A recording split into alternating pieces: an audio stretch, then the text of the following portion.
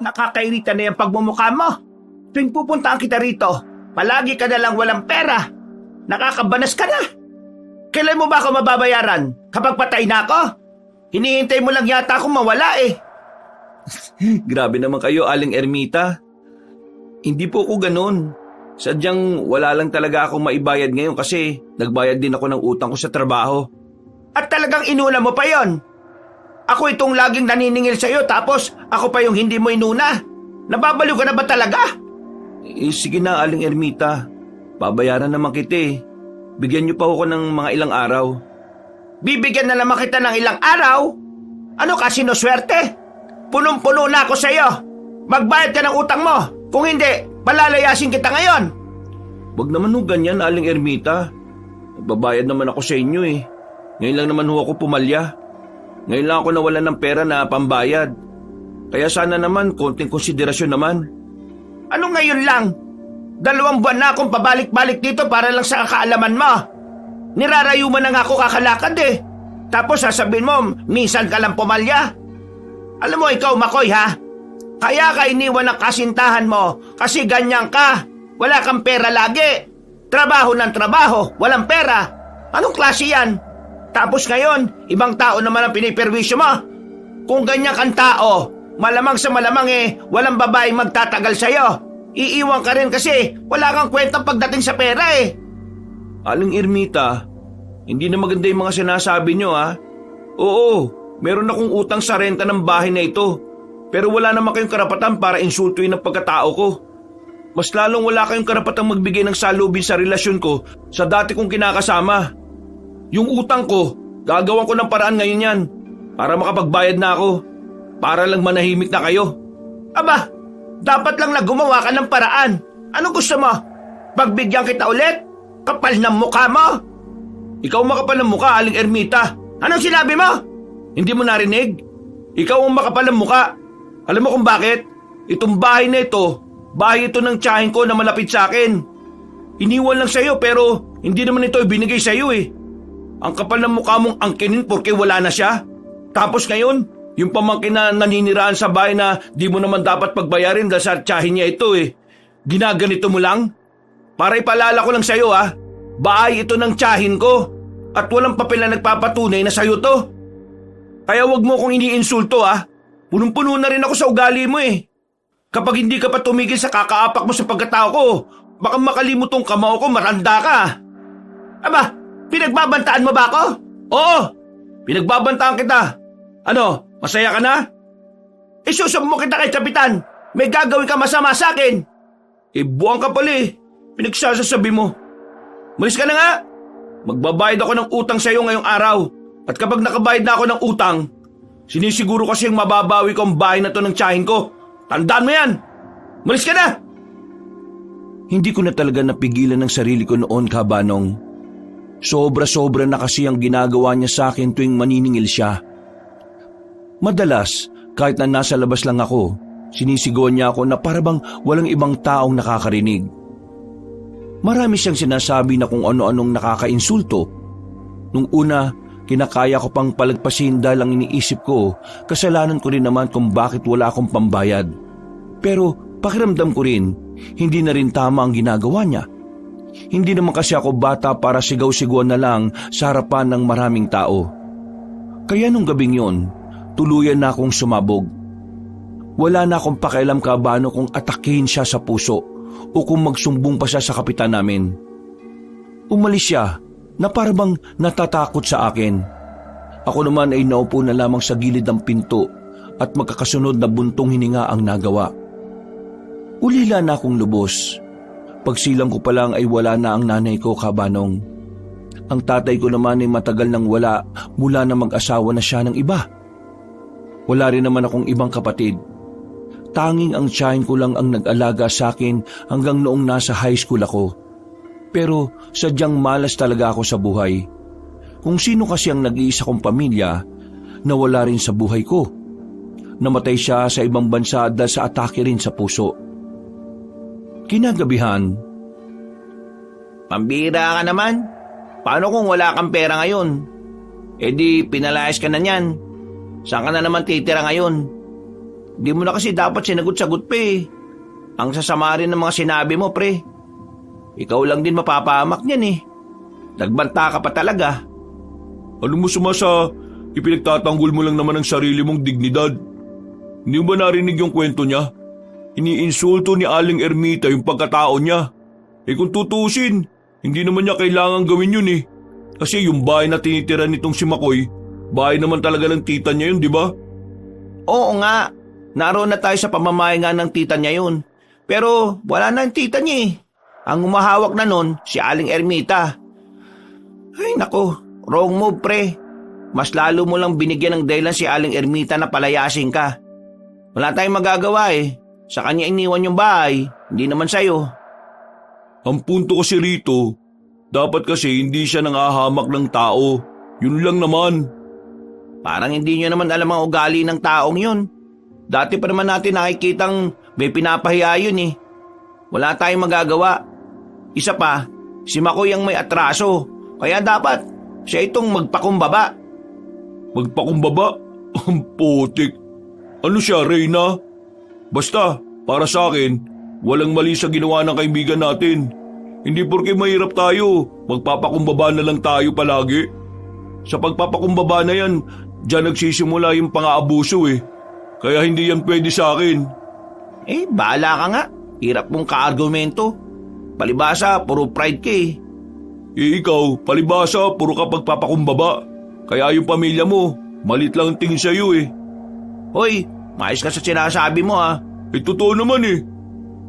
Hoy kayong dalawa, tama na. Bigla silang natahimik sa sinabi ko.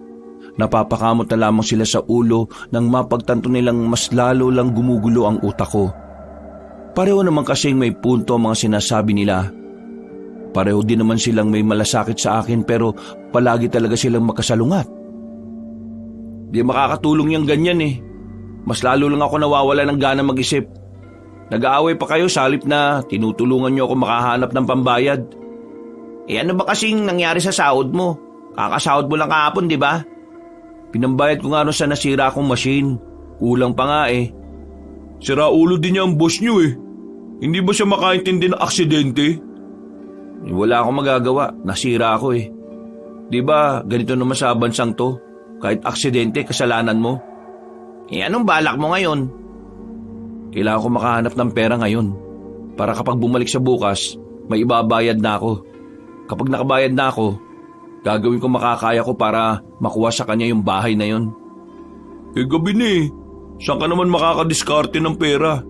Buti sana kung nasa syudad tayo.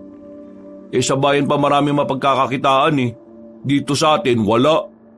Tinan mo naman oh, 9:00 pa lang tahimik na. Ay nako, yan nga rin ang iniisip ko eh. Kakainis. Eh wala rin naman kasi kaming pera pre. Alam mo naman, meron din kaming binabayaran. Ganito na lang pre. Bukas ng umaga kapag bumalik siya, kausapin mo ng may naon, humingi ka ng paumanin. Sabihin mo na hahanap ka lang ng pera at babayaran mo rin siya bukas. Kapag nakabayad ka na, saka ka na mag-angas sa kanya. Sige. Baka ganyan na lang din ang gawin ko. Kakainin ko na lang muna uli yung pride ko. At kapag ayos na ang problema, saka ko pa iiralin yung pride ko. O di ba? Yung mga sinasabi nyo, pagsasamahin ko para wala nang magtalo pa. Natawa na lang din ang dalawa kong kaibigan. Dahil wala naman na kaming gagawin nung oras na yon, niyaya ko na lang muna sila para kumain ng masarap na mami. May kaunting pera ako noon kaya nilibre ko na lang din silang dalawa. Malapit lang ang mamihan sa amin. Kaunting lakad lang naman ay naroon na rin kami. Pagdating namin ay agad naman kaming naka-order. Habang nasa iisang lamesa, tinuro ni Homer ang isang matandang lalaki na nasa kabilang lamesa lang din. Ang matandang yon ay si Mang Tober, ang nag-iisang albularyo sa malaki naming baryo. Pre, tingnan nyo oh. Parang malungkot na naman si Mang Tober oh. Eh hindi ka ba nakikinig ng chismis? Yung anak niya kasing babae, magdadalawang linggo nang hindi bumabalik sa kanya. Yung anak ba niya yung tinuturo nyo nung nakaraan na maganda? Oo, yun nga. Ano ba nangyari? Bakit umalis? Eh ang pagkakaalam ko lang naman, umalis yung anak niya kasi nagalit sa kanya. Gusto raw kasing magpunta ng Maynila nitong babae. Pero hindi pinayagan ng ama.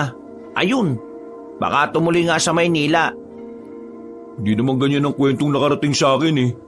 Ang sabi na matatanda sa amin, may nobyo na raw itong babae.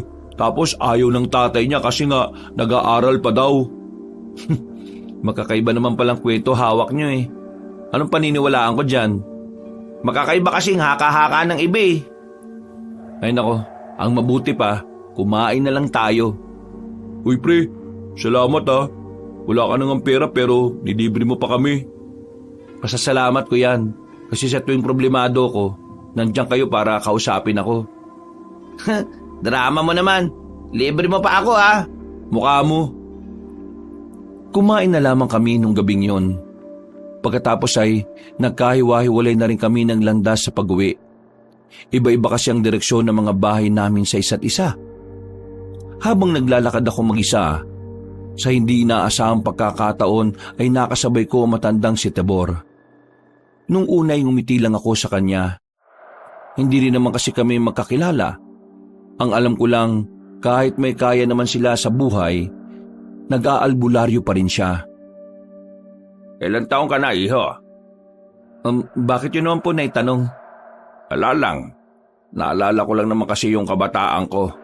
Nung ganyan ako, ang hirap din ng buhay para sa akin. Nakakalito kung ano yung talagang gusto kong gawin. Oo nga po eh. Ang hirap talaga ng buhay sa ganitong edad. Kung minsan nga, napapaisip na lang ako eh. Totoo ba talagang may gumagabay sa atin? Kasi kung meron, bakit ang daming problema ng tao sa mundo? Totoo naman na may nagbabantay sa atin. Kaya may mga taong problemado, dahil may mga taong hindi problemado. Ho? Ang labo naman yata nun, Mang Tibor. Pagiging balanse, yun ang ginagawa ng nagbabantay sa atin. Binabalanse niya ang mundo. Kapag kasi ang lahat puro maginhawa ang buhay, mas magiging magulo ang mundo. Pero sa pagiging balanse, mas maraming natututunan ng mga tao sa mga buhay nila. At yun ang magiging sandata nila sa hamon ng buhay. Lahat ng mga nangyayari sa buhay mo ay may dahilan. Marahil, hindi pa malalaman ngayon dahil hindi pa itong tamang panahon. Pero darating ang panahon na mapagtatanto mo rin kung bakit kailangan mong pagdaanan ang lahat ng ito. Napangiti na lang ako sa sinabi ni Mang Tibor. Nung oras na yon, pakiramdam ko ay kilala ko na siya. Pakiramdam ko ay matagal na kaming nag-uusap na sa sobrang gaan ang pakiramdam ko sa kanya. Parang sa kanya ko nakikita ang imahe ng isang ama. Naisip ko nga noon kung bakit nagawang iwanan siya ng anak niya kung gano'n naman pala siya mag-isip at magpahalaga sa pananaw ng buhay.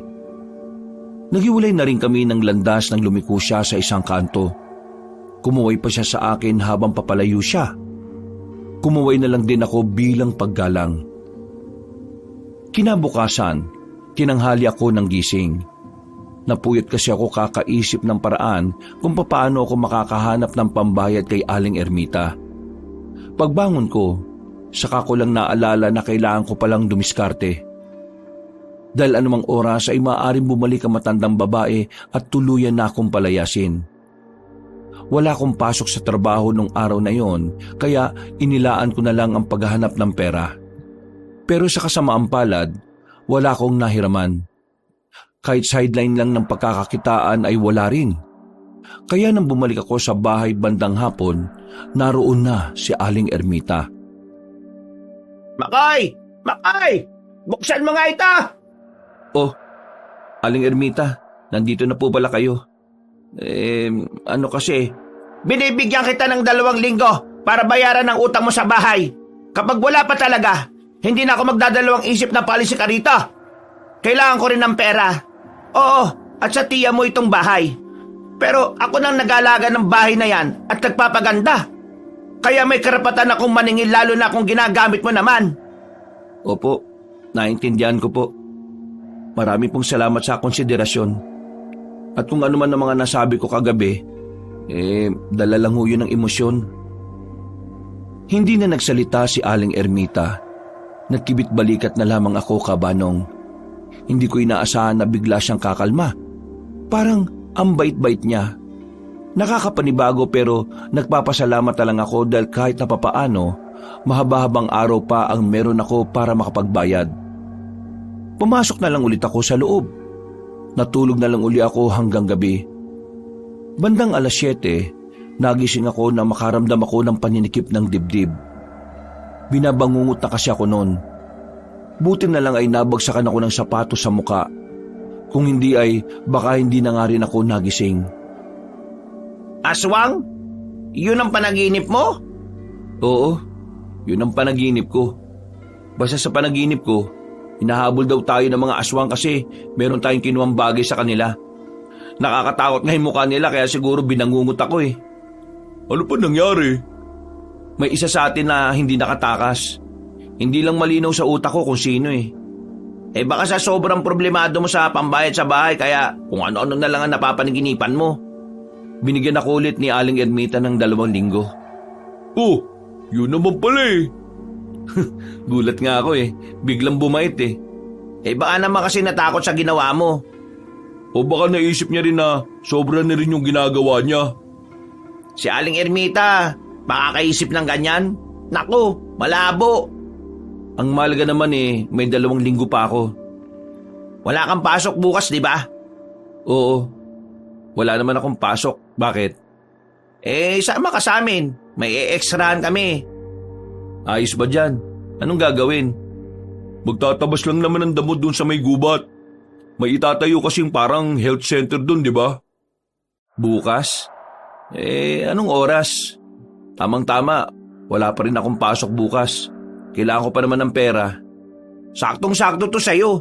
Di ba marunong ka namang magtabas ng damo? Oo naman. Nakakalimutan niyo bang yan ang trabaho ko dati? Kung ganoon di sumama ka sa amin. Sayang din yung perang kikitain. Nung gabing yon, Kabanong, hindi pa rin matahimik ang kalooban ko. Pakiramdam ko kasi kapag natulog ako ipapasok na naman ang mga aswang sa panaginip ko. Hindi naman ako matatakoting tao, pero kakaiba kasi yung panaginip ko. Ramdam na ramdam ko na para bang totoo. Kaya kahit na may lakad kami kinabukasan, napuyat na naman ako. Kaya nung nasa trabaho na kami, antok na antok ako. Mabuti na lang at walang nagbabantay sa amin. Uy pre, ayos ka lang. Namumugto talaga mata mo eh. Natulog ka ba?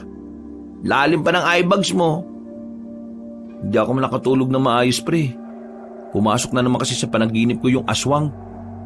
Pre, iba na yan ha. Paanong iba?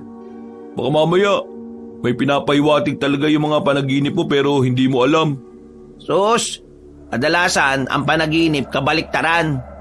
Huwag mo nga masyadong nilalason utak nitong kaibigan natin. Hindi na nga makapagtrabaho ng maayos eh. Bilisan na natin. Kailangan natin matapos ang lahat ng ito bago maggabi.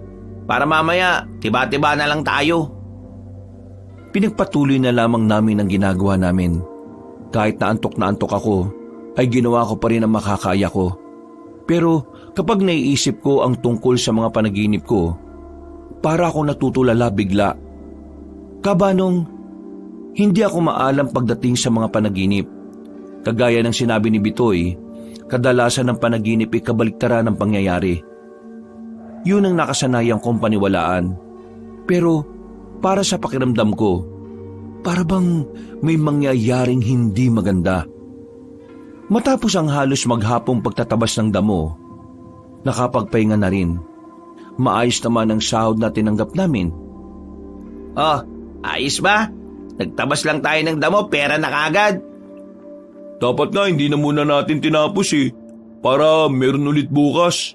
Si Raulo, nung kala mo doon sa kumausap sa atin, tanga. Alam niya yung sistema na sinasabi mo, no? Ang mahalaga naman para sa akin ngayon eh, may pandagdag na ako sa pambayad ng bahay. Habang naglalakad kami, nakita na naman namin si Mang Tibor. Naglalakad siya at may daladalang kung ano. Naawa naman ako kaya nagmadali akong lumapit para tulungan siya sa mga bitbit niya. Sumunod din naman sa akin ang 2. Mang Tibor. Ano ulit ang pangalan mo? Makoy po. Tulungan ko na po kayo sa mga dala ninyo. Ang dami naman yan kasi. Ay nako, maraming salamat nangangalay na nga rin tong braso ko eh. Etong dalawang ito, kaibigan mo ba sila? Opo, mga kaibigan kong tunay ang dalawang yan. Si Homer po at si Bitoy. Magandang gabi po sa inyo. Magandang gabi po, Manong. Total tinulungan nyo naman akong bitbitin ng mga ito. Pumunta kayo sa bahay ko at ipagtitimpla ko kayo ng tableya. Naku, nakakaya naman po. Sige po, gustong gusto ko po yan. Uy, kapal talaga ng mukha nito Di man lang tumanggi muna kahit kunwari lang Yung sabi sa akin ng lola ko nung nabubuhay pa siya, masama na tinatanggihan ng mga biyaya. Nagtawanan na lang kami at nagpatuloy na rin sa paglalakad. Hindi naman kalakihan ang bahay ni Mang Tober. Isang palapag pero medyo mahaba. Ang labas naman ay napapalibutan ng mga halaman. Ang iba roon ay mga gulay na itinanim daw ni Mang Tober para hindi na siya bumibili sa palengke. Ang loob naman ng bahay ay talaga namang pamprobinsya talaga. Malinis, makinis at makintabang kahoy na sahig.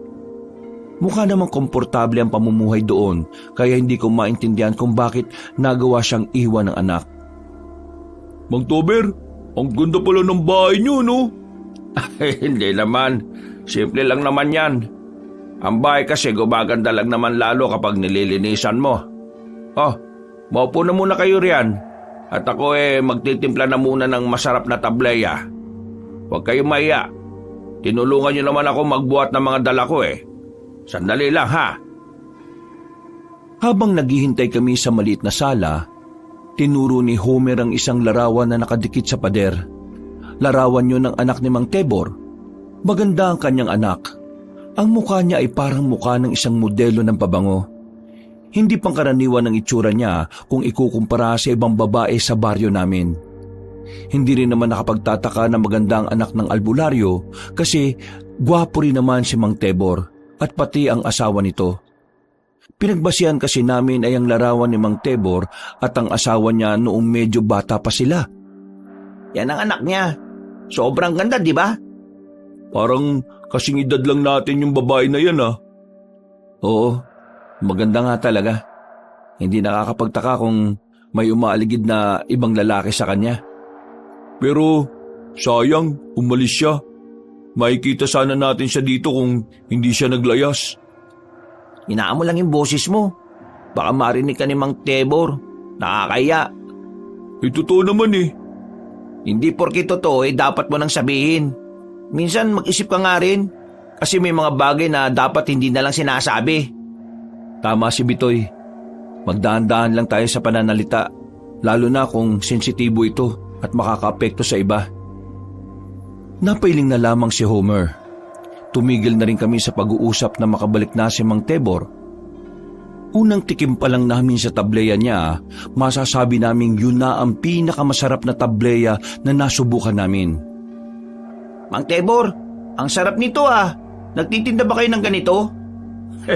Hindi Tinuro lang sa akin yan ng anak ko kung paano yung ganyang timpla. Mas maganda nga sana kung nandito siya Siya sana magtitimpla niyan para sa atin. Mang Tebor, matanong ko lang, di po ba may kaya naman kayo sa buhay? Meron kang babuyan sa dulo, may bigasan din naman kayo, at meron din kayong sakahan. Bakit nag-aalbularyo pa rin kayo? Alam mo, magandang tanong yan Ngayon lang may nagtanong sa akin ng ganyan Pero sa totoo lang, itong pag-aalbularyo na kasi talaga ang kukumpleto sa pagkatao ko. Noon pa man kasi, gustong-gusto ko na ito Kaya naman, hindi ko na to kayang iwan kahit na may pinagkakakitaan naman ako. Isa pa, kailangan kong ipagpatuloy ang nasimulan ng mga ninuno ko.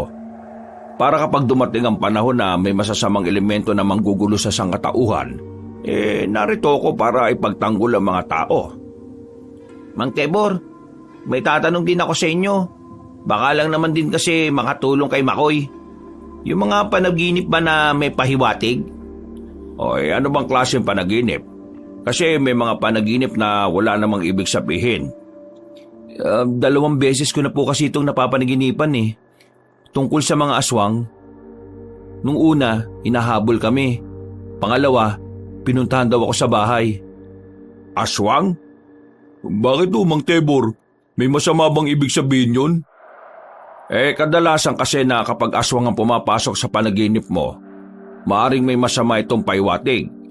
Maaring may masamang mangyayari o maaari din namang literal na may koneksyon ng mga aswang sa tunay na mangyayari. Nagkatinginan kami magkakaibigan sa narinig naming yon. Ako naman ay palihim na nakakaramdam ng kaba.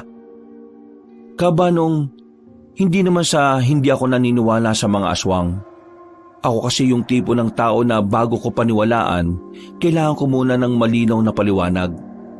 Nung oras na yon, kahit na hindi pa pinapaliwanag ni Mang Tebor ng husto ang tungkol sa mga aswang, hindi ko alam kung bakit bigla na lamang akong kinilabutan. Ang tanong, totoo ba ang mga aswang?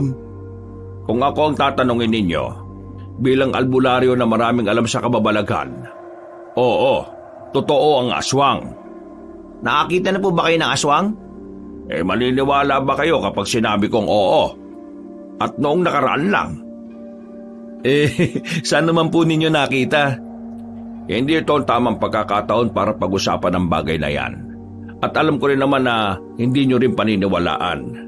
Ang mabuti pa, namnamin nyo na muna yung tableya at meron pa sa kusina. Di ibahin na lang natin ang usapan. Tanong ka na lang, Mang Tebor. Kung ano-ano na lang ang napag-usapan namin nung sandaling yon. Kahit na papaano ay masarap din palang kausap si Mang Tebor. Marami siyang mga naikwento sa kabataan niya. Habang kami naman ay manghang-mangha sa mga sinasabi niya. Tila naging malalim agad ang pakikisama namin sa kanya. Mabait naman kasi talaga si Mang Tebor. Nalaman nga namin na kapag merong nagpapagamot sa kanya ay hindi na pala niya sinisingil. Dahil dito, napagtanto ko na parabang libangan na lang din ni Mang Tebor ang pag-aalbularyo. O paano? Mag-ingat kayo sa pag-uwi ha. Napakalapit lang naman po, Mang Tebor. Maraming salamat sa napakasarap na tableya, Mang Tebor. Maraming salamat din naman sa pagdala ng mga bitbit ko kanina. Mang Tebor, ang sarap ng tableya nyo. Sa susunod ulit ha. Nagsimula na kami maglakad. Hindi pa rin mawala-wala sa isipan ko ang tungkol sa mga aswang. Kahit napilit kong inaalis sa utak ko ang bagay na yon, paulit-ulit naman itong bumabalik. Hanggang sa napansin ko na lang na naging interesado na pala ko roon. Dahil nang makauwi na ako, hinahanap ko ang mga librong katatakutan na nabili ko noon sa bayan. Meron ako nabasa tungkol sa aswang. Kwento ng isang aswang na nambibiktima ng mga buntis at mga batang may sakit. Yun lang naman ang nakalap ko na impormasyon tungkol sa nilalang na yon. Kaya kinabukasan na matapos na ako sa trabaho, dumaan ulit ako sa bayan para bumili ng bagong libro. Pero sa kasamaang palad, walang bago sa mga nakalatag. Malas, kung kailan naman naisipan kong bumili, wala naman. Pero kapag ayaw ko naman bumili, nakabalandra lang dyan. Naglakad na lamang ako papunta sa terminal. Bago ako makarating doon, nakita ko pa ang isang hindi inaasahang pangyayari. Merong humintong itim na sasakyan sa harapan ng babaeng naglalakad. Sa tansya ko ay kasing idarang ko lang yon. Hinila ang babae papasok ng sasakyan. Gustuin ko mang tumulong pero hindi ko na ring nagawa. Nakita ko kasi ang mata ng mga yon na namumula at ang mukha din ng mga yon ay mga kulubot. Sumigaw-sigaw ako para humingi ng tulong. Pero sa parting yon ay ako lang ang naroroon. Hindi ko alam ang gagawin ko. Umiinit ang mukha dahil sa kaba. Yung kasi ang unang pagkakataon na nakasaksi ako ng ganoong pagdukot. Binilisan ko na lang ang paglalakad ko hanggang sa makarating na rin ako sa terminal. Sumakay agad ako at agad din naman akong nakauwi. Walang humpay ang pag-inom ko ng tubig nang nasa bahay na ako. Hindi ko na nga rin napigilan ng sarili ko na makwento sa dalawa kong kaibigan. Pre, may ganyan ding nangyari kanina sa San Mateo eh. Oo nga, nabalitaan ko na rin yan. Walang ya. Ano ba nangyayari sa probinsya natin? At bakit may mga ganito? Nauuso na naman siguro yung kidnap and handsome eh. Anong kidnap and handsome? Ang putik na yan. Ano yan? Mandurukot ka sabay pogi ka? Tama naman, di ba? Kidnap for ransom. Yun ang tama. Pero meron pa akong hindi sinabi mga pre. Baka kasi hindi kayo maniwala sa akin eh. Uy, ano naman? Yung mga nakita kong dumukot kanina sa babae, parang kulubot yung muka. Tapos namumula yung mga mata nila. Baka naman nakamaskara lang yung mga yun, pre. Hindi eh. Kitang-kita ko talaga muka. Namumula mga mata? Baka naman adik o di kaya may sore eyes. Hindi nga. Basta, ganun yun. Kung ayaw nyo maniwala, wala naman ako magagawa eh. To naman, pikon ka agad.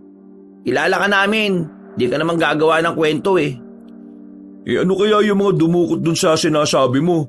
Ganun din kaya yung dumukot dun sa nabalitaan namin? Hindi ko rin alam. Pero tingin ko, mas maganda kung tanungin na lang natin si Mang Tebor. Ano naman alam ni Mang Tebor doon? Di naman siya pulis eh. Pero albularyo siya.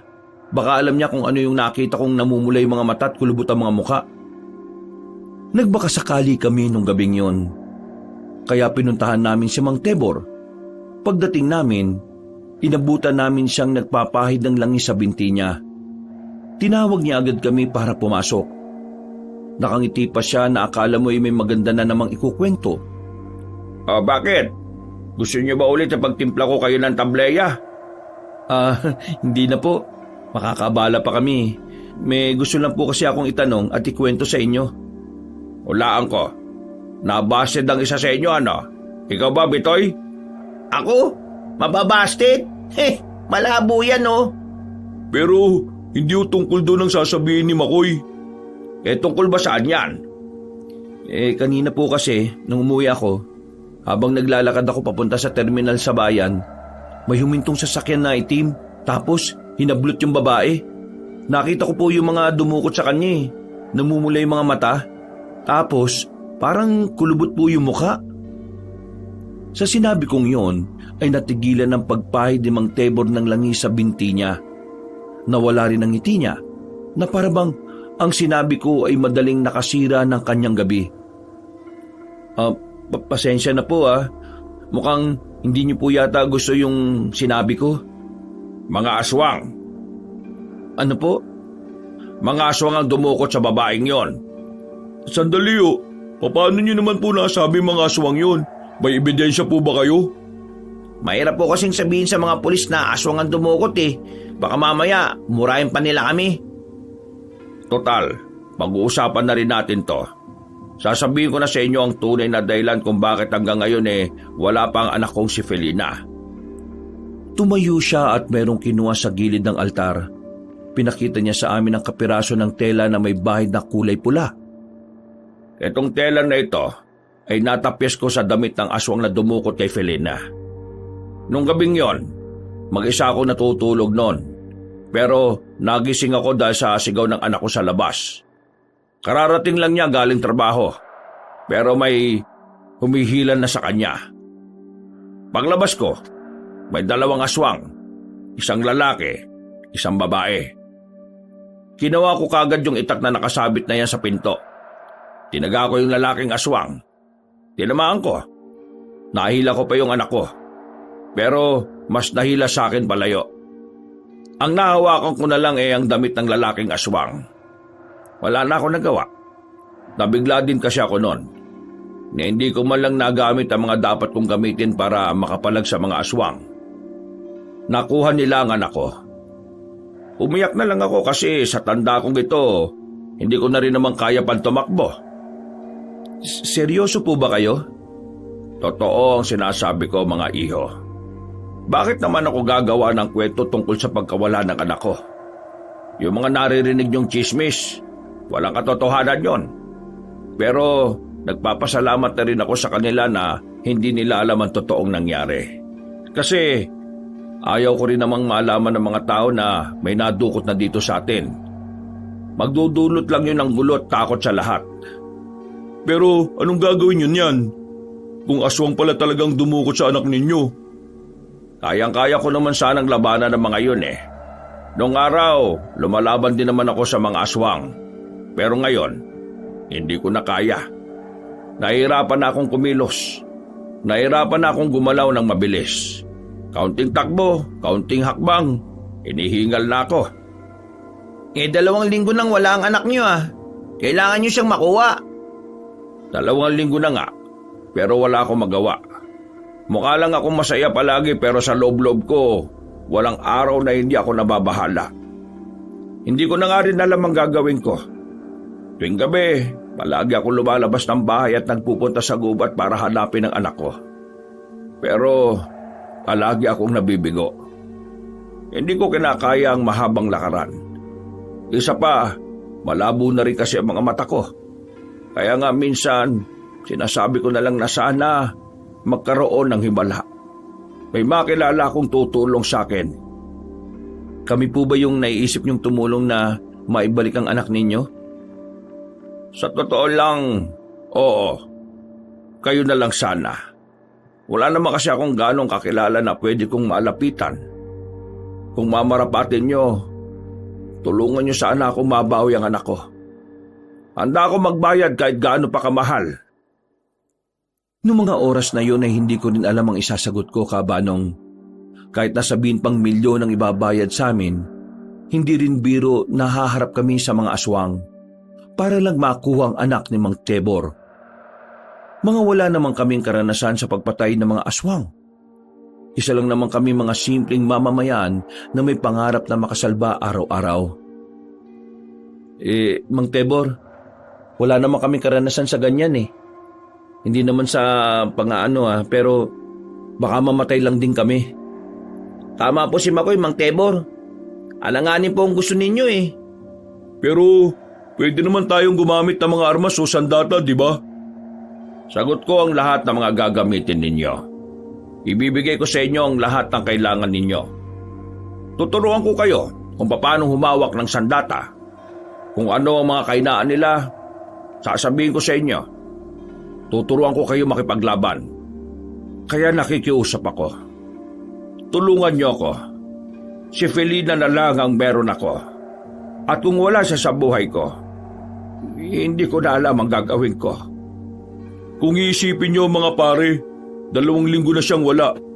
Ano na lang kaya ang mga nangyari sa kanya dun sa mga araw na nakalipas? Mang Tebor, matanong ko lang, alam niyo po bang dahilan kung bakit nandurukot ang mga aswang? Balak nilang gamitin ang kababaihan para makagawa ng panibagong uri ng aswang. Dugo ng isang babaeng berhen ang kailangan nila. Lumapit si Mang Tebor sa akin at tinawakan ng kamay ko. Kitang-kita ko ang pagmamakaawa sa kanyang mga mata.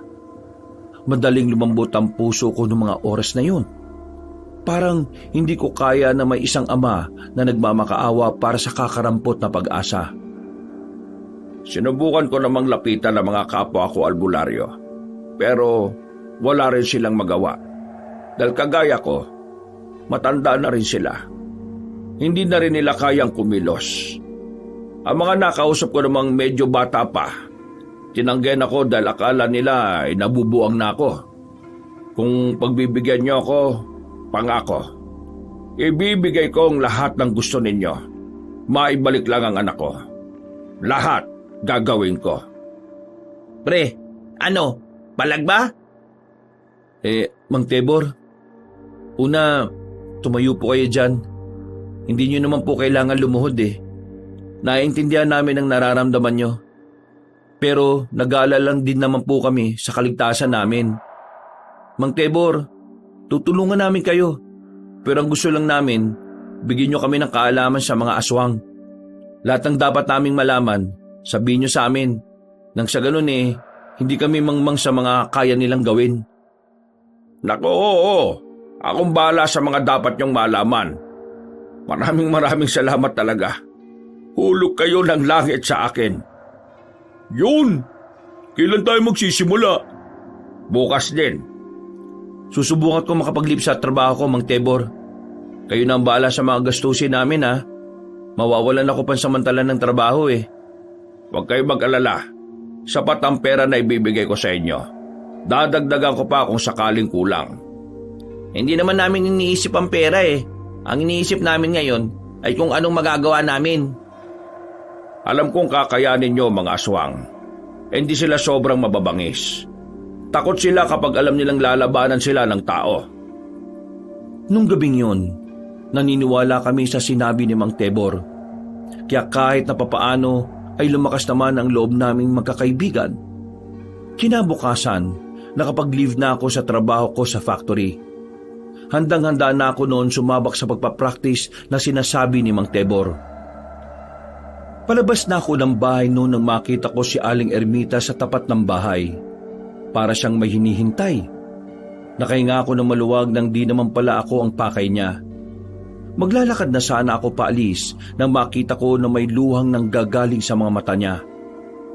Kahit na banas ako sa kanya sa mga sinasabi niya sa akin, hindi ko pa rin natiis na hindi siya kausapin.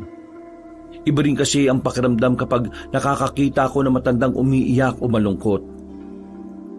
Aling Ermita, anong problema? Bakit kayo naiyak? Hinahanap ko kasi ang apo ko. Si Angelica? Nasaan po? Hindi na nakauwi kagabi. Pinuntahan ko naman kanina yung kasama niya. Ang sabi sa akin dinukot daw ng mga nakasasakyan. Nang marinig ko ang sinabi ni Aling Ermita, agad na dumaloy ang kaba sa buong sistema ko. Dahil sa ideyang dumarami na nga ang mga nabibiktima ng mga aswang na nandurukot. Mas lalo ko tuloy naisip noon na tumuloy sa magiging lakad namin ng mga kaibigan ko. Nakaramdam ako ng awa para kay Aling Ermita. Sa puntong yun kasi, alam kong pagiging lola ang umiiral sa kanya. Huwag ko kayo mag-alala, Aling Ermita. May babalik din ang apo ninyo. Agad na rin akong naglakad paalis. Pinuntahan ko na ang dalawa sa bahay ni Mang Tebor. Nagsisimula na sila nang dumating ako. Maraming itinuro sa amin si Mang Tebor tungkol sa mga aswang. Lahat ng kailangan naming malaman ay sinabi niya. Tinuruan din niya kami kung papaano tumaga ng maayos at kung papaano iiwasan ng mga maaaring atake ng mga aswang. Sa loob lang na maghapon namin ginawa ang mga pagsasanay. Pagsapit ng gabi, sinabi na rin sa amin ni Mang Tebor kung saan namin maaaring matagpuan ang kanyang anak. Sa lugar ng mga aswang. Lugar ng mga aswang? Alam ko ang lugar na yon pero wala akong sapat na kakayahan para makalapit doon. Meron akong ibibigay na mapa. Ang mapa na ito ay matagal nang nasa akin. Ginawa pa ito ng kakilala ko na siyang unang nakapunta roon. Anong tawag sa lugar nila? Tinatawag naming hukluban ang baryong yon. Malalaman mong aswang ang mga naroon kapag nakita nyo sila na may mga saklob sa ulo. Mahaba ang mga damit. Parang kagaya ng mga sapare. Ganon ang kasuotan nila ron. Makaluma. Kailangan ba talagang gabi kami pumunta ron? Kung umaga ay madali nila kayong makikita. Pero kung gabi, magagamit nyo ang mga puno at ang dilim bilang pagtataguan. Kahit na kinakabahan, tumuloy pa rin kaming magkakaibigan. Ang akala namin, madali lang ang gagawin namin kahit natatapa kami sa balwarte ng mga aswang. Ang nasa isip kasi namin, madali lang naman sindakin ng mga aswang basta hindi ka magpapakita ng takot sa kanila. Kaya habang naglalakbay kami, nagagawa pa naming magkwentuhan. Ayos din no? Hindi ko talaga inaasahan na magkakaroon tayo ng ganitong sideline Correction lang kakaibang sideline. Kung hindi rin lang naman kasi ako naaawa kay Mang Tebor, hindi rin naman ako papayag Natatakot ka ba? Sino hindi matatakot mga aswang yun? Mga tao lang naman tayo. Pero isipin mo na lang, pera din to. Kapag naligtas natin yung babaeng yun, paldo-paldo tayo. Baka hindi ka na pumasok sa trabaho. Kala mo, ganun lang si Mang Tebor? Galante yun. Hindi naman pera ang iniisip ko Ang iniisip ko magagampanan ba natin ng maayos tong pinapagawa ni Mang Tebor? Tandaan lang naman natin lahat ng sinabi niya Magiging maayos naman ang lahat. At saka ang sabi naman niya, huwag tayong papasindak sa mga aswang para hindi sila maglakas loob. Sisindakin natin sila. Takot naman sila sa mga taong palaban, di ba? Sa mga sumunod na sandali ay nanahimik na rin kami. Nasa kalagitnaan na rin kasi kami ng kagubatan. Paulit-ulit naming tinututukan ng ilaw ang mapa na hawak-hawak namin. Nakalagpas na kami sa unang ilog na nakalagay doon. Ang hinahanap na lang namin ay ang mataas na puno ng akasya. Maya-maya pa, nakaramdam na rin kami ng pagod. Naupo kami sa harapan ng nagtataasang puno ng nyog. Naglabas na muna kami ng makakain namin. Sinimantala na rin namin ang pagkakataon na yon na kahit papaano maging relax kami sa nilalakbay namin. Omer, ano naman ang gagawin mo sa pera kapag natapos na natin tong ginagawa natin? Kung makapagtanong, akala mo talaga milyon ang ibabayad eh. Malay mo naman, di ba? Sige, sasagutin ko. Ang gagawin ko lang naman sa pera ay ibibigay ko sa nanay ko. Kukuha lang naman ako ng konti. Ikaw pre, bibigay mo rin ba sa... Ay, sorry. Para ka naman buwang eh. Alam mo namang ano eh. Ang gagawin ko sa pera, itatabi ko. Baka sakaling mabawi ko na yung bahay ng tiyahin ko. Bibilin mo yung bahay?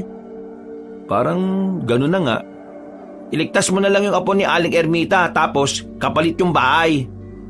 Oo nga no, magandang ideya yan. O di ba? Ako lang ang nakapag-isip niyan ha. Naisip ko rin yan, pero hindi ko lang sinabi. Puro kayo mga kalokohan. Tara na nga, 5 pananda pa ang hahanapin natin. Nasa pangalawa pa lang tayo.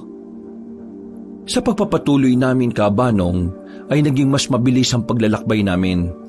Kung ikukumpara sa mga naunang minuto, panatag na kasi ang dinaraanan namin. Hindi gaya ng nauna na paakyat pababa ang daan. Kaya naman, makalipas lang ang kalahating oras, 1 pananda na lang sa mapa ang kailangan naming puntahan. At sa pagsusumikap nga namin, meron kaming nakitang malaking bahay sa di kalayuan. Hindi lang yung basta bahay. Mukha itong palasyo kung titingnan mo siya mula sa malayo. Eto na yun. Handaan nyo ng itak nyo mga pre. Teka, akala ko ba baryo ng mga aswang? Mukhang palasyo ng mga aswang yan eh. Pambira, ngayon lang ako nakakita ng ganyang bahay ah. Paano naman tayo makakapasok sa palasyo na yan? Malamang sa malamang, maraming nakabantay dyan. Bakit hindi sinabi ni Mang Tebor na palasyo pala itong pupuntahan natin? Kainis naman oh. Pero nandito na tayo eh. Tumuloy na tayo. Bumuntong hininga na lamang ako. Wala ni isa sa amin ang nakaisip na yun ang daratnan namin. Ang imahe kasing nabuo sa utak namin ay isang baryo ng aswang lang ang maabutan namin. Pero malayo yun sa baryo. Ganun pa man, tumuloy pa rin kami kabanong. Dala ang itak at ang pangontrang nakatali sa bewang namin. Maingat kaming lumapit doon. Masyadong malaki ang palasyo sa malapitan kaya nahirapan kaming humanap kung saan mas magandang maan. Nagpahirap din sa amin na may mga nagbabantay. Tingnan mo, mga aswang din ba sila? Ayun yung mga nagbabantay oh. Bakit hindi naman sila mukhang aswang? Parang normal lang eh. Ang sabi ni Mang Tebor, kaya nila mag-anyong tao. Yung parang wala nang bakas ng pagiging aswang sa mukha nila. Kaya nga dapat mag-iingat tayo. Kapag may nakasalubong tayo na mukhang tao, isipin agad natin na aswang yun ha. Nang makalapit pa kami ng bahagya, natanaw na namin ang isang malaking pintuan. Merong 2 nagbabantay roon. Hindi naman katangkaran at hindi rin naman malaki ang katawan. Kaya nung una, naisip namin na kakayanin namin sila sa balyahan. Ako ang nagpresenta na lumapit sa 2 bantay. Palhim ko sanang gagawin yon. Ang kaso nga lang, parang naramdaman agad nila kami. Tumingin kasi ang 2 nagbabantay sa kinaroroonan naming 3. Kanya-kanya kaming takip ng bibig lalo na nang mapansing naglalakad na ang mga yon palapit sa amin. Hilahin natin dito, tapos saka natin birahin. Nang 1 dipan na lang ang pagitan, mabilis kaming lumabas 3. Sa halip na mahila namin sila, tinaga na lang namin ang itak. Nang matamaan namin yon ay agad naman silang nakapagbago ng anyo. Tinadyakan ni Bitoy ang isang aswang habang iniinda pa nito ang taga sa liig. Ang isang aswang naman ay muling tinaga ni Homer. Bulagta agad ang dalawa. Nanlalaki ang mga mata namin. Maging kami rin kasi ay hindi inakala na magagawa namin ang bagay na yon. Kahit na sabing aswang lang ang dinali namin, hindi pa rin namin maiwasang kilabutan sa ideya ng pagpatay. Ilagay natin sa dilim yung bangkay nila. Tapos kayong dalawa, magbabantay kayo rito ha. Ako nang papasok sa loob para alamin kung nasaan ang mga bihag nila. Buwang ka ba? Anong kami na magbabantay? Paano kung may makakita sa amin? Madali nilang malalaman na hindi kami aswang kasi maamoy nila kami. Ama si Homer, Makoy. Delikado kung tatambay kami rito. Kahit magpanggap kami na bantay, mabubuko rin kami ng mga aswang. Kaya mas maiging sumama na lang kami sa iyo. Pumayag ako noon dahil naisip kong alanganin din ang gusto kong mangyari. Ang kaso nga lang, mas magiging delikado ang buhay namin sa loob ng palasyo dahil mas madali kaming makikita kung marami kami. Pero naisip na lang namin na sumugal. Pagpasok namin sa loob, hindi gaanong kaliwanag. Mga sululang naman kasi at malalaking gasera na nakadikit sa pader ang ilaw. Sinamantala namin yon para unti-unting makapaglibot sa loob. Aminado ko sa mga sandaling yon ay namamangha ako sa mga nakikita ko. Yung kasi ang unang pagkakataon na makapasok ako sa palasyo. Ang kaso nga lang, palasyo ng mga kakaibang nilalang. Napatago kami sa gilid nang makita ang mga aswang na paparating. Kabanong sobrang lakas ng tibok ng puso ko sa oras na yon, pero pinilit ko na lang lakasan ang loob ko. Para kasing unti-unti na rin kaming tinatablan ng takot. Sa ideya pa lang kasi na lahat ng nasa palasyo ay mga aswang, nagtitindigan na ang mga balahibo namin. Kung dito tayo dumaan, mukhang walang gaanong nadaan dito oh. Oo nga, dito tayo pare. Oh, magdaan-daan kayo sa paglalakad niyo ha. Baka may masagi kayo at makalikha pa tayo ng ingay. Tinanggal na namin ang mga tsinelas namin para hindi marinig ang mga yapak namin. Mga ilang sandali lang, meron na kaming nakitang isang eskinita na kung saan ay mas madilim ng kaunti kumpara sa mga unang nadaanan namin. Malapit kami roon, pero tumigil din kami kaagad nang makita naming may mga nagbabantay sa selda. Dahil sa nakita namin, lumakas ang kutob namin na doon nakakulong ang mga bihag na babae. Gumilid na muna kami nang marinig na may mga paparating. Pinangungunahan yun ng isang matandang lalaki na nakasuot pa ng kapa. Sa pagkakarinig namin ay Aburaha ang pangalan niya. Kakaunti pa mga bihag na yan. May 1 linggo pa tayo para mag-ipon ng babae. Pero kapag mas dumami ang mga bihag bago ang 1 linggo, maaari na rin nating simulan ang paggawa ng bagong uri ng aswang. Kabanong, hindi ko alam kung bakit sobrang kilabot ang naramdaman ko habang pinakikinggan ng sinasabi ng pinunong aswang. Buti na lang ay hindi nila nalaman na naroon kami hanggang sa makaalis na sila. Nanatili kami sa kinalalagyan namin. Naghintay kami ng halos 1 oras kung kailan aalis ang mga bantay. Pero sa halip na umalis, mas lalo lang dumami ang nakabantay doon.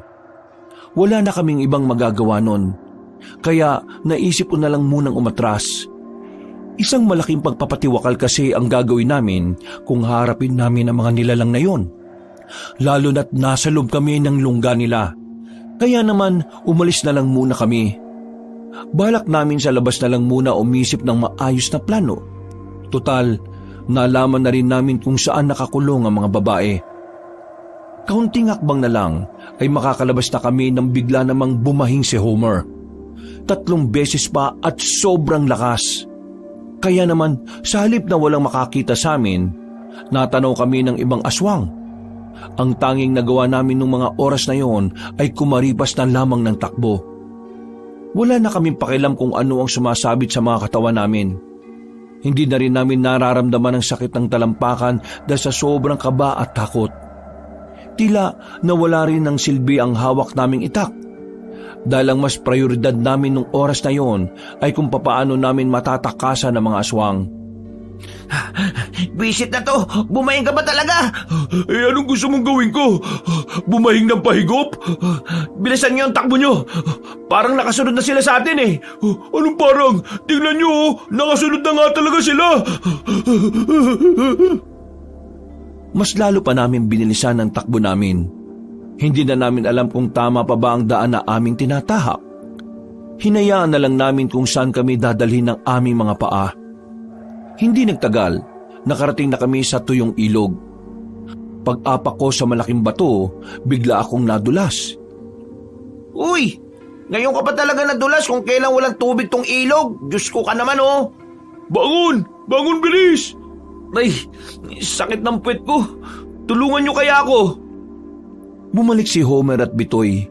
Inalalayan nila akong makatayo. Nang makatakbo na kami ulit, ay nakita naming nakatawid na rin ng ilog ang mga aswang. Iika-ika akong tumatakbo doon dahil bukod sa puwet, tumama din ang tuhod ko sa bato. Nang marating naman namin ang nagtataasang puno ng nyog, dito na kami napalibutan ng 5 aswang. Kahit nakakarampot na liwanag lang mula sa buwan na meron ng lugar, naaaninag namin ang mga pangit nilang muka. Tumutulo ang mga laway. Hindi tayo babae, kaya papatayin nila tayo kagad. Manda kayo, ihandaan yung sarili nyo. Hindi ko na naituloy ang sasabihin ko nang biglang umatake na ang mga aswang sa amin. Dali-dali kaming nagdikit-dikit. Sa sobrang taranta, hindi namin magawa ang mga tinuro sa amin ni Mang Tebor. Basta na lang namin silang pinagtatataga kahit hindi naman namin tinatamaan. Kalma mga pre, kailangan natin mapatay mga to bago pa tayo nila mapatay. Kalma ang putik. Sino kakalma ngayong karap na yung mga yan? Takot ka bali. Ikaw yung unang pumayag sa trabahong to eh.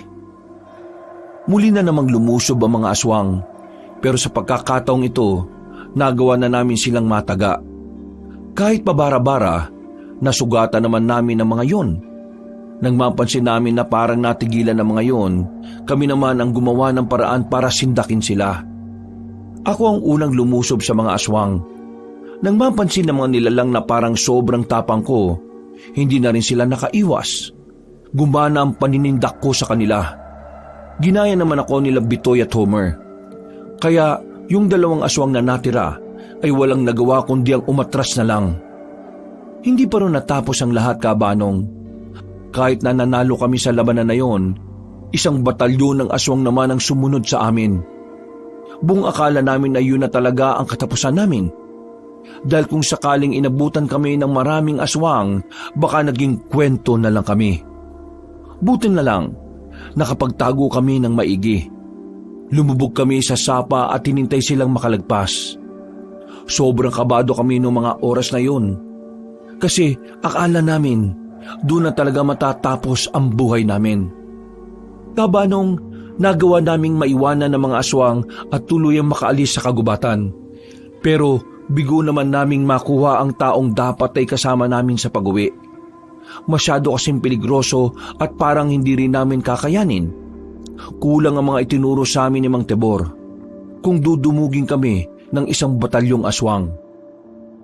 Basang-basa ang suot namin na makabalik na kami sa amin. Pagpasok pa lang namin sa bakuran ni Mang Tebor, sumisigaw na agad si Bitoy. Mang Tibor! Mang Tibor! Kausapin mo kami na maayos! Mang Tibor! Ramdam na ramdam ko ang inis ni Bitoy noong mga oras na yon. Kahit ako rin kasi ay nainis sa nangyari. Unang-una, hindi namin inaasahan na palasyo ng mga aswang ang pupuntahan namin. Pangalawa, hindi totoong hindi sila mababangis at hindi na sila nasisindak kapag marami sila.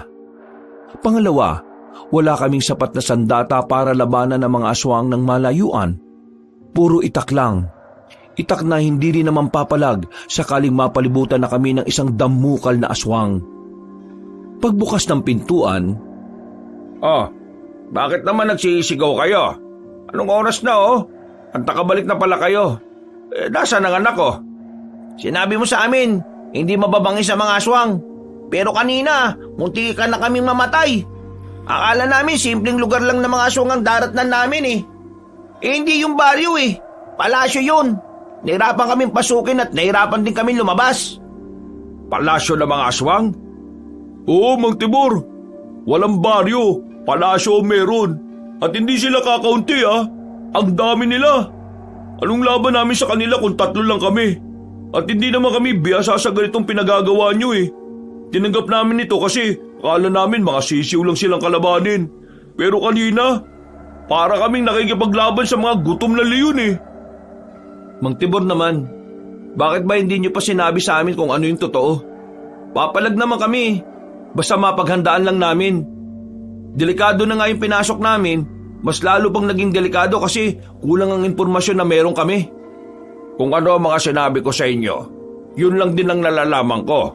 Kaya, oo nga, naroon na tayo na yun lang ang nalalaman nyo. Ang kaso, ang problema natin dito, yung nalalaman nyo parang masyado ng luma. Wala ka bang nalalaman tungkol sa kasalukuyang estado ng mga aswang? Kasi mukhang ang layo na ng sinabi nyo sa nangyari sa amin kanini.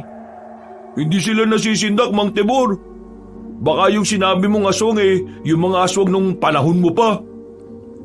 Pasensya na. Hindi ko inakala na malaki na pala yung pinagbago nila. Sa tagal ng panahon, malamang sa malamang, nagbabago rin ang mga kagaya nila. Lalo na kung meron silang mga binabalak na masama sa mga tao. Hindi naman sila maglalakas loob na gumawa ng masama kung alam nilang hindi sila mababangis Ayoko na rito, Mang Tibor. Pasensya na talaga Kahit wag mo na kaming bayaran. Basta wag lang kaming mamatay. Ayos na ako ron. Teka, makinig muna kayo. Alam ko kung ano yung pwede niyong gamitin para matapatan niyo yung mga aswang na yon. Ano na naman yan? Ipapairam ko sa inyo yung mga anting-anting ko. Oh, kita mo na? May ganyan ka pala. Bakit hindi mo agad binigay sa amin nung bago kami umalis? Kung binigay mo sana sa amin kaagad yan baka nabawi pa namin kaagad yung anak nyo. Pambihira naman talaga Bakit naman di mo kaagad sinabi, Mang Tibor? Hayaan niyo muna kasi ako magpaliwanag. Masyado kayong nadadala ng emosyon Pakinggan niyo muna ako. Sige, makikinig kami. Hindi ko kagad sinabi sa inyong tungkol sa anting-anting dahil kailangan ko pang buhayin ulit ang diwa nito. At ilang araw ang kailangan kong gugulin para dito. Kung sinabi ko kagad sa inyong tungkol sa anting-anting, baka una pa lang umayaw na kayo dahil alam kong ang anting-anting lang ang aasahan ninyo. Isa pa, hindi ko naman agad pwedeng ibigay sa inyo ito, lalo na kung hindi pa buo ang diwa ng mga anting-anting. Makakasama lang sa katawan ninyo kapag ginamit nyo kagad. Basta ako, ayoko na. Kahit may anting-anting pa, ayoko na. Ang hirap na magtiwala, Mang Tibor. Pakiramdam ko, sinubukan mo lang kami para magkaroon ka ng impormasyon sa mga aswang Ayoko na, suko na ako rito. Mang Tibor, pasensya na pero ayoko na rin. Nauna nang naglakad ang 2 kong kaibigan. Naiwan ako habang nakatingin sa mangiyak-iyak na matanda na si Mang Tibor. Naawa ko sa kanya pero dahil sa dinanas namin, nakakaramdam pa rin ako ng inis. Pakiramdam kasi namin na hindi niya kami pinagkatiwalaan. Mahina ang tingin niya sa amin kaya sinabi niyang aasa lang kami sa anting-anting na dapat yun naman talaga ang una naming sandata. Pasensya na, Mang Tibor pero mas mainam yata na ipagawa niyo na lang itong gusto niyo sa mas nakakaalam. Napayuko na lamang si Mang Tibor. Hindi na siya nakapagsalita pa. Sumunod na lang din ako sa mga kaibigan ko. Masama ang loob namin kay Mang Tibor, pero naroon pa rin ang awa na nararamdaman ko sa kanya. Tumambay na muna kami sa bahay ko, kanya-kanyang timpla ng kape, matapos makapagpalit ng mga basang suot. Tama ba naman na sabihin niyang hindi niya sinabi ang tungkol sa anting-anting kasi aasa lang tayo doon? Malamang, hindi naman tayo bihasa Kung ang kinababahala niya baka makasama sa katawan natin kung gagamitin natin kaagad, dapat sana sinabi niya rin, di ba? Ang sabihin niya, hindi niya talaga ibibigay sa atin yon. Gusto niya na iligtas natin ang anak niya gamit lang yung itak na dala natin. Naintindihan ko yung sinasabi ni Mang Tibor.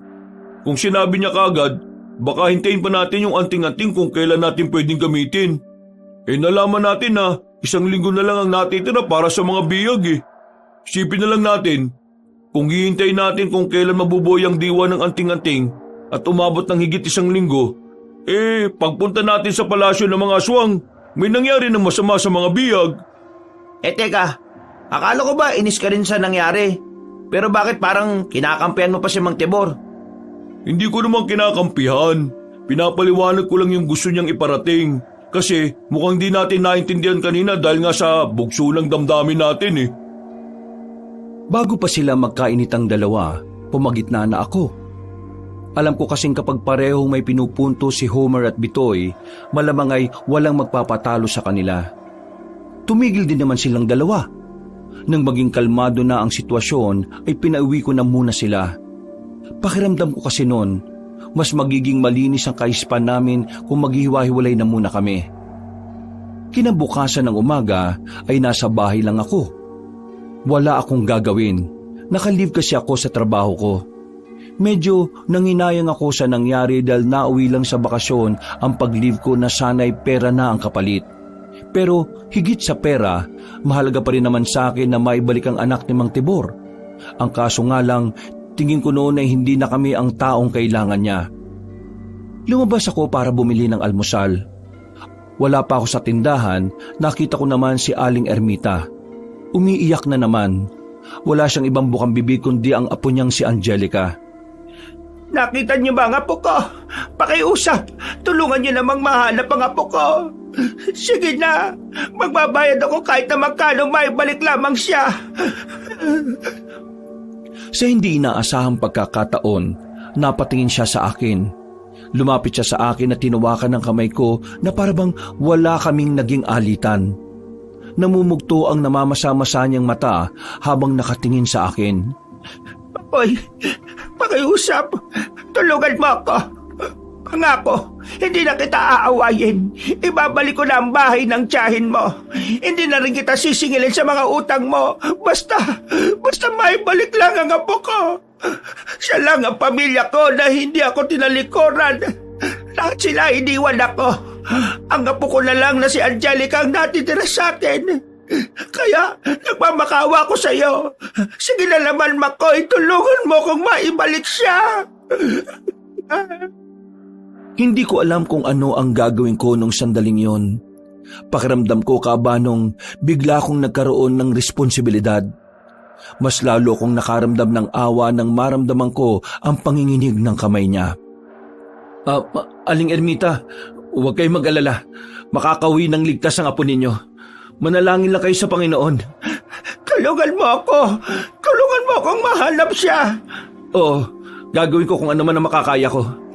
Diyos ko, salamat naman.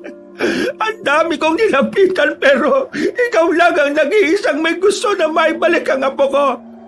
Maraming salamat talaga, Makoy. Hindi ko alam na ikaw pa ang makakatulong sa akin sa kabila ng mga pinaggagawa ko sa iyo. Saka na natin pag-usapan yung alitan natin, Aling Ermita. Ang mahalaga ngayon, yung apo ninyo. Babalitaan ko na lang kayo kapag nagkaroon na kami ng balita sa kanya. Ngumiti ng malapad si Aling Ermita. Bumakas agad sa mukha niya ang pag-asa. At nung oras na yon, tingin ko ay isa yung senyalis na kailangan kong bumalik kay Mang Tibor. Kinausap ko kagad ang dalawa kong kaibigan. Nagkausap kami sa bagay na yon. Napapayag ko naman si Homer na bumalik pero si Bitoy ang hirap na niyang pilitin. Bakit ba bigla-bigla ka na lang nagpalit ng desisyon, Makoy? Akala ko ba ayaw mo na. Ayan si Homer, siya na lang mag-isa dun. Total, siya naman talaga ang may gusto nung una pa lang eh. Nakita ko kasi kanina si Aling Ermita. Umiiyak dahil hanggang ngayon daw, hindi niya pa nahahanap yung apo niya. Medyo masakit sa akin na alam ko kung nasaan ang apo niya pero hindi ko masabi. Pambihira ka naman. Ang sama-sama sa'yo ng taong yun tapos ngayon tutulungan mo. Nakakalimutan mo na bang hindi ka niya nire-respeto? Kung ako yan, pababayaan ko yan eh. Kasi, kaya kay naabuso kasi alam niyang mabait ka. Kaso, hindi ikaw si Makoy. Si Makoy kasi, mahabang pasensya at malawak ang konsiderasyon.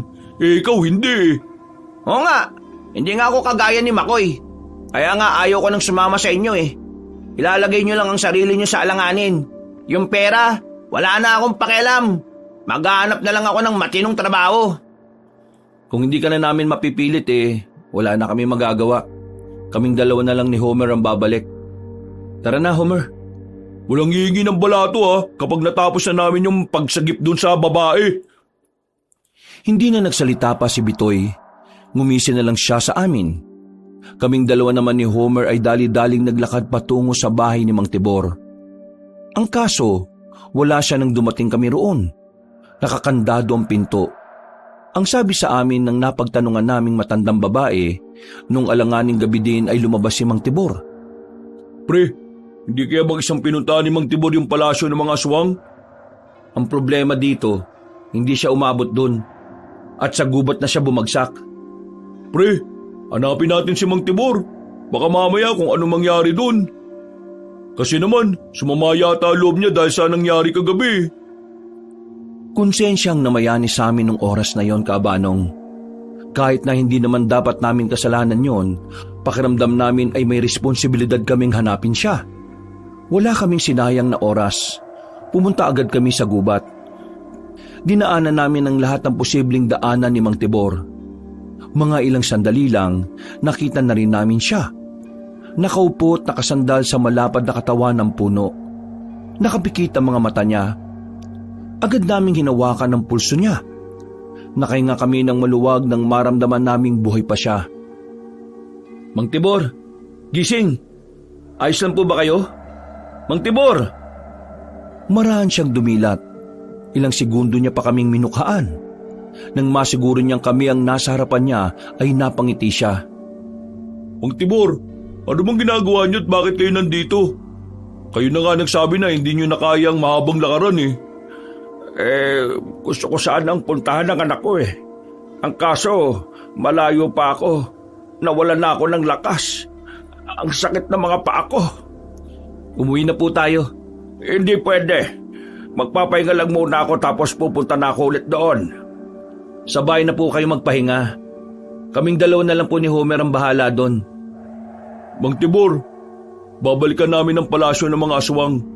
Gagawa kami ng paraan kung paano sila maliligtas. Basta, ituro mo sa amin kung paano gamitin yung anting-anting na sinasabi mo ha. Talaga ba? Tutulungan niyo ulit ako? Nasaan si Bitoy? Hindi na namin sinama. Hindi pa rin kasi siya lumalamig dahil sa nangyari eh. Pero, hayaan na natin siya. Nandito pa naman kaming dalawa ni Homer. Inalalayan namin si Mang Tibor na makatayo. At dahil masakit ang mga paa niya sa kakalakad, nagsalitang kami ni Homer na magpasan sa kanya. Hindi rin naman nagtagal ay nakabalik na kami sa bahay niya. Pinaupo na muna namin siya sa bakuran habang kami na rin ang nag-asikaso ng makakain. Ano nagpabago ng isip ng dalawa? May isang matanda rin akong kilala na nadukutan ng apo. Kapag nakikita ko siyang umiiyak, parang nararamdaman ko na ako yung nawala. Kayo agad ang naisip ko eh. Sa isip ko, wala kayong kakayahan na maibalik ang anak ninyo. Kaya desperado kayong humingi ng tulong sa iba. At yun ang nagpakirot ng kalooban ko. Hindi kaya ng konsensya ko na may isang magulang at matanda na nangungulila sa anak. Ako naman, umpisa pa lang naman eh. Gusto ko na talaga makatulong eh. Maraming salamat sa inyo. Kayo na lang talagang natitira kong pag-asa eh. Ngayong araw din, ipapagamit ko na sa inyo ang anting-anting. Pero Mang Tibor, paano ba gamitin yan? Hindi nyo na kailangan mag-alala. Basta kayanin ng katawan ninyo ang anting-anting na ang kusang kikilos para maging mahusay kayong mandirigma kontra sa mga aswang. Nagkatinginan kami ni Homer. Sa tingin pa lang ay mababakas na ang kaba na nabubuo sa kalooban namin. Pero noong mga sandaling yon ay buo na talaga ang desisyon namin. Tutulungan namin ang mga dapat tulungan. Susubukan naming iligtas ang mga dapat iligtas. Pagdating ng hapon, ipinasuot na sa amin ni Mang Tibor ang anting-anting. Nung una ay wala namang kaming nararamdaman. Ang akala namin, pangkaraniwang pulseras lang yon na gumagana lang kapag may aswang sa paligid. Pero makalipas lang ang ilang minuto, bigla na lamang kaming nakaramdam ni Homer ng kakaibang init sa katawan. Na parabang ikinukulong kami sa loob ng isang lutuan. Mang Tibor, anong nangyayari? Bakit ganito? Ang init! Sobrang init! Mang Tibor, tulungan mo kami! Kailangan niyong tiisin yan. Kapag kinaya yan ng katawan ninyo sa loob ng 10 minuto, ibig sabihin pwede niyong gamitin ng anting-anting. Napaiga na kami ni Homer sa lapag para kaming bulati na inaasinan. 10 minuto naming tiniis yun. Pagkatapos ay unti-unti na rin nawala ang nararamdaman namin. Pawis na pawis kami. Hingal na hingal at uhaw na uhaw. Agad naman kaming inabutan ni Mang Tibor ng sabaw ng buko. Ilang sandali lang, nagkaroon na rin kami ng lakas. Nagawa na rin naming makabangon, pero medyo mahina pa rin ang tuhod namin. Mang Tibor, akala ko mamamatay na ako eh. Pabira!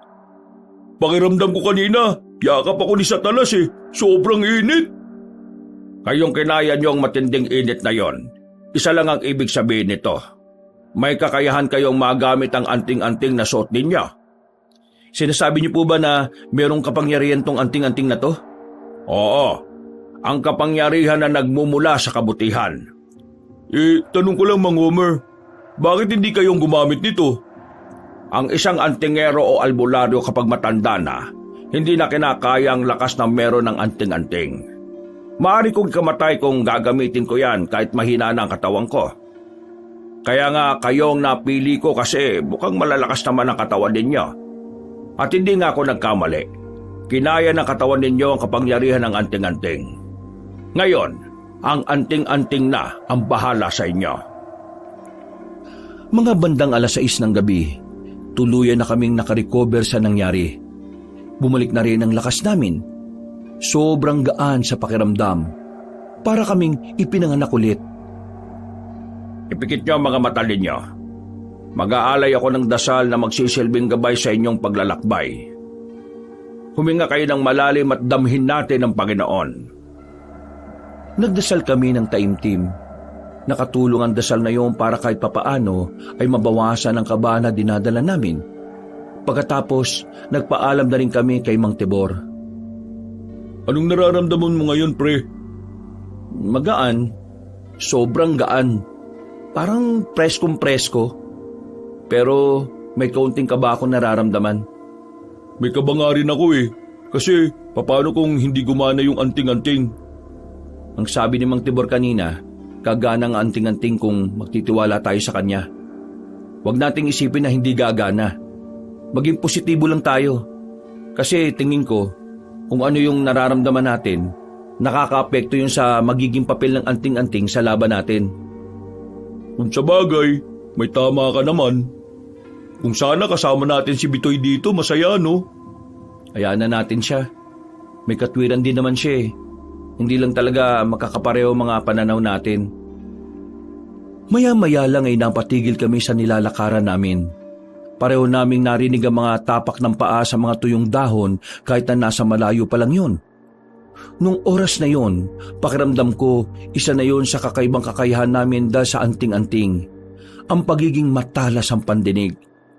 Pre, mga aswang yata. Naamoy mo rin? Oo eh. Ito na yata yung kapangyarihan ng anting-anting. Huwag ka maingay. Maganda na tayo. Nagtago kami sa likuran ng puno.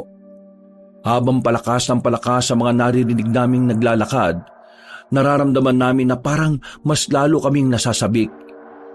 Bigla na lang nawala ang kaba. Napalitan na ito ng kaganahan. Hindi nga nagtagal, dumaan na ang mga aswang. Lumabas naman kami agad ni Homer. Dali-dali namin pinagtatataga ang mga aswang na yon.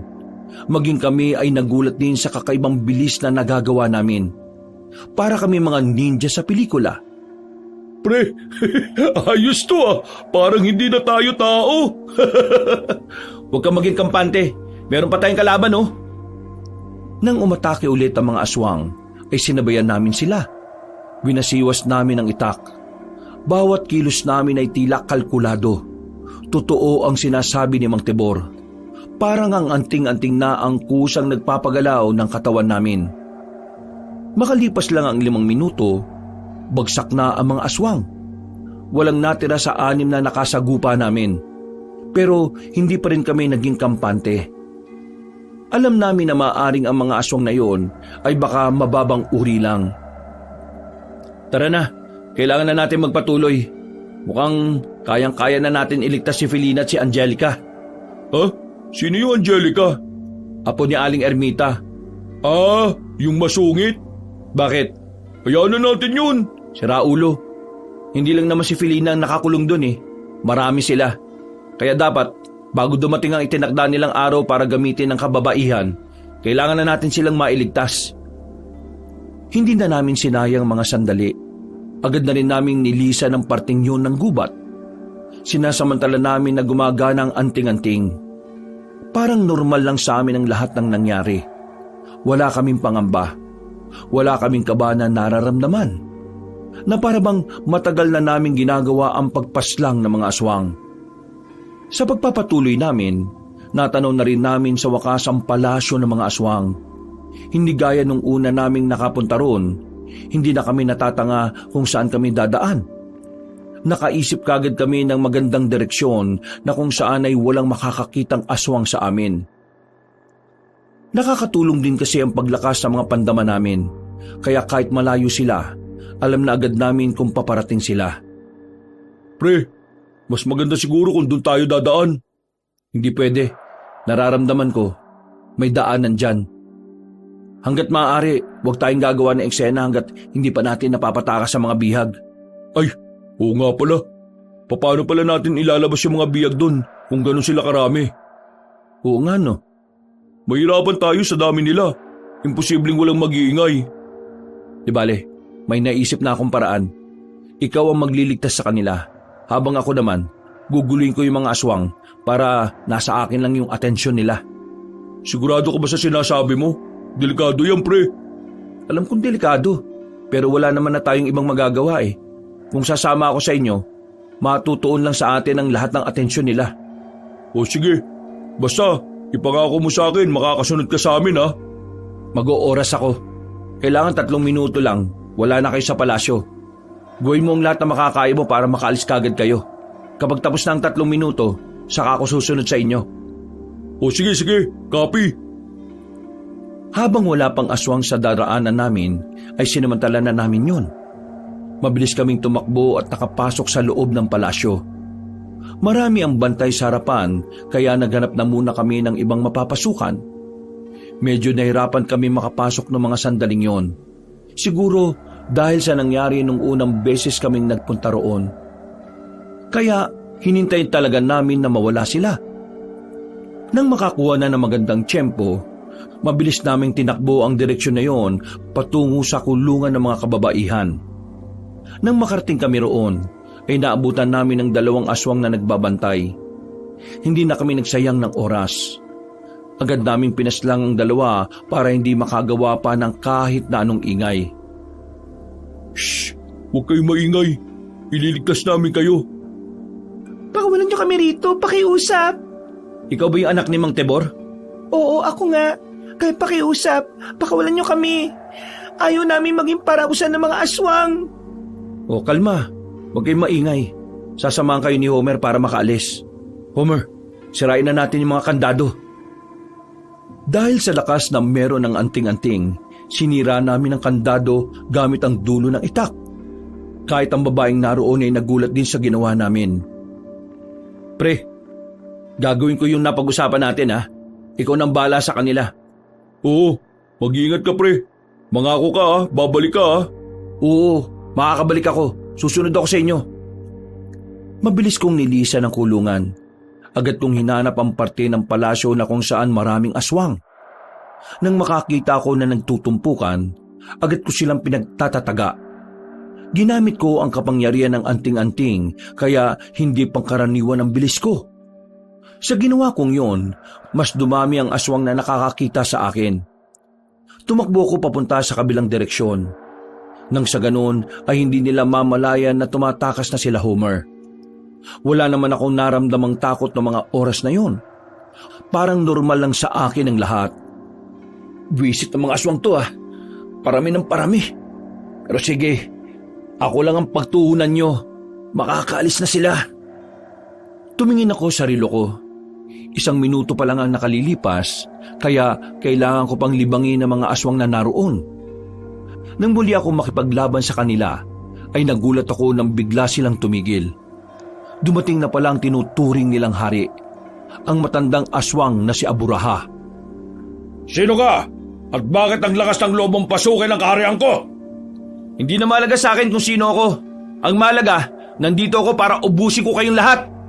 Hindi ka dapat nagsasalita ng tapos, bata. Baka nakakalimutan mong nag-iisa ka lang at sandamukal na aswang ang narito sa palasyong ito. Hindi ko nakakalimutan yon. Alam kong maraming aswang dito.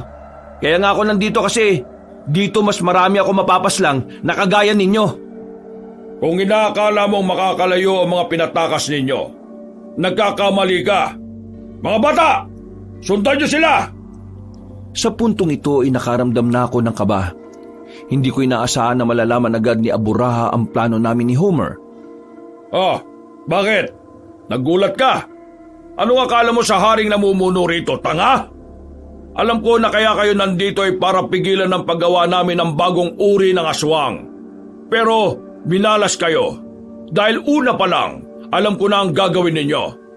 Kaya malaking pagkakamali na nagpunta ka rito. Sinubukan mo pang magpakabayani pero wala rin palang mapapala. Mamamatay kang walang nakakaalam.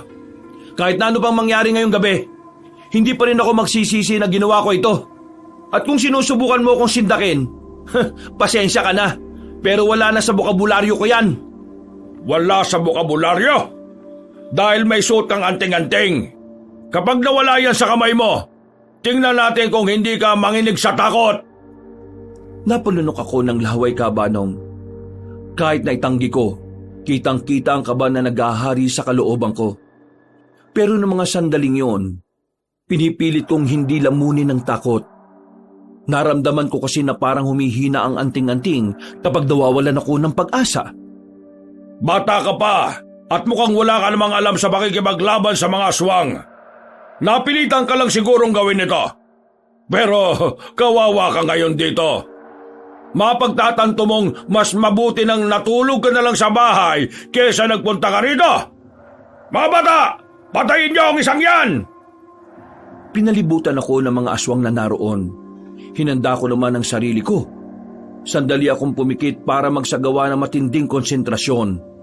Pagdilat ko, nasa harapan ko na ang isang aswang. Madali akong nakailag. Nagawa ko yung patamaan ng itak ko at sinaksak ko kagad sa tiyan. Napatalo naman ako nang sabay-sabay silang lumapit sa akin. Pinakitaan ko ng bilis si Aburaha kaya napatay ko kagad ang 5 aswang na unang umatake. Magaling! Mahusay! Ang kaso nga lang, kakaunti lang naman ang kinalaban mo. Tingnan na lang natin kapag sabay-sabay silang umatake sa'yo. Wala akong pakialam, kahit sumabay ka pa sa kanila. Tumingin ulit ako sa relo ko. Napansin kong lagpas na ng 3 minuto. Oras na sana noon para sundan sila Homer. Pero dahil alam ni Aburaha ang plano namin, mas pinili ko na lang na manatili roon kaysa masundan nila kami. O anong problema? May oras pa ba na dapat nakasunod ka na sa kanila?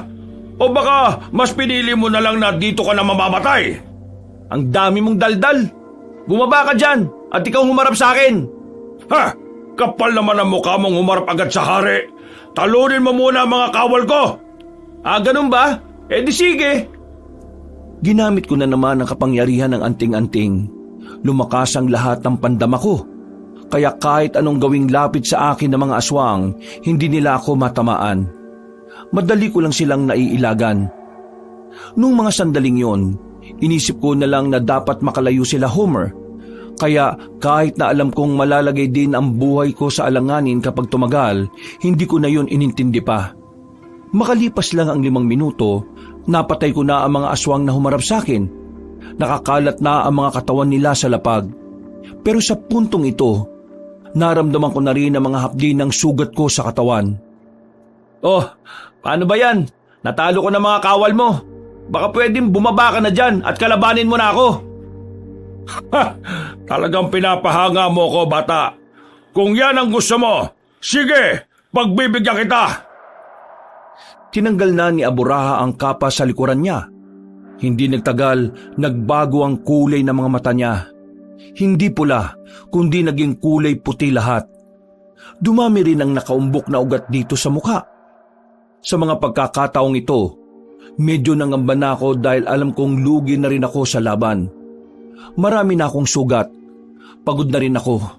At kahit pilit kong gumawa ng konsentrasyon, hindi na rin kinakaya ng utak ko dahil nararamdaman ko ang hapdi sa katawan ko. O ano? Bakit parang hindi ka na gumagalaw?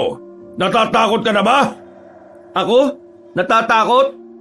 Magpapayuhan ba ako dito kung natatakot ako? Ibang ka na yata eh. Kung gano'n, hindi maganda. Ang makakalaban ko pala ngayon ay matabang. Hindi ko na inintindi pa ang mga sinasabi niya. Nakatuon lang ako sa kung ano man ang gagawin niya. Kaso, kahit na anong gawin kong paghahanda, masyado pa rin siyang mabilis. Hindi ko na namalaya na nakalapit na pala siya sa akin. Pagtingin ko sa likuran ko, nakita ko na siyang naroon. Naramdaman ko na lang ang paghagod ng kuko niya sa likuran ko. Dahilan para mapadistansya ako kaagad. Hindi ka na mananalo sa akin, bata. Marami ka bang kakainin bigas? O baka palay? Para mas sumaba pa ang buhay mo? Inutil! Pansit ang nakakapagpahaba ng buhay, hindi palay. At hindi ako kumakain ng bigas. Sinasain ko muna yon. Noong mga sandaling yun ay ako na mismo ang umatake. Mabilis kong tinaga si Aburaha, pero mas mabilis din naman siyang nakailag. Nakita kong iningitian niya lang ako. Nakaramdam ako ng pagkainsulto kaya mas lalo ko pang binilisan ang kilos ko. Pero nadaplisan ko lang siya sa pisngi. Pagsisisihan mong pumasok ka sa lungga ng aswang, bata. At hanggang sa kabilang buhay, magsisisi ka pa rin! Tingnan natin kung sino magsisisi. Akmang aatake na sana ako, pero bigla na lang may bumato na parang hugis lata sa harapan namin. Mga ilang sandali lang, naglabas ng itim na usok ang bagay na yon. Masakit sa ilong, nakakaubo, at masakit din sa mga mata. Nang kumalat na ang usok, naramdaman ko na lang na meron ng humila sa akin. Mabilis sa mga pangyayari. Napapikit lang ako sandali, pero pagdilat ko, wala na ako sa palasyo. Nasa kagubatan na kami. Bitbit ako sa balikat ng isang tao na hindi ko kagad nakilala. Nang makalayo-layo na kami, binaba na niya ako at nagtago na muna kami sa sagingan. Bitoy? Sira ulo ka talaga. Muntik-muntikan ka na talaga. Teka, akala ko ba ayaw mo? At saka bakit ang bilis mo kong naitakas? Tingnan mo to oh. Oh, anting-anting yung nasa kamay mo ah. Pinuntahan ko si Mang Tibor. Nakonsensya ako eh. Hindi ko kaya na isipin na dalawa lang kayo ni Homer ang lalaban. Kaya sumunod ako. Buti na lang may dala akong gamit kahit papano. At buti na lang kamo, naabutan pa kitang buhay. Maraming salamat, Bitoy ah. Ang buong akala ko hindi ka na talaga susunod. Niligtas mo pa ang buhay ko. Utang mo sa akin ang buhay mo ah. Kaya kapag natapos na ang lahat ng ito, maninilbihan ka sa akin bilang alipin. Ha? Ano ka, buang? Teka, nasan pala si Homer? Hindi mo pala siya inabutan? Nakalis na siya kasama yung mga bihag. Naroon na rin si Felina at Angelica. Ang problema, may mga aswang na sumusunod sa kanila. Kaya nag-aalala rin ako na baka maabutan sila. Tara, sundan natin sila. Nasaan mo sila dumaan? Dun, sa mandang yun. Kaya mo naman tumakbo? Oo naman. Bigla mo lang talaga akong binitbit Malamang, para mas madali tayong makalis doon. Tumakbo kami ng mabilis ni Bitoy sa pagbabaka sakaling maabutan namin sila Homer. Pero hindi pa kami nakakarating doon ay hinarang na kami ng aswang na hindi bababa sa 10. Sa puntong ito, unang beses kong makikita si Bitoy na makikipaglaban. Pre, sa likod ka lang muna. Ha?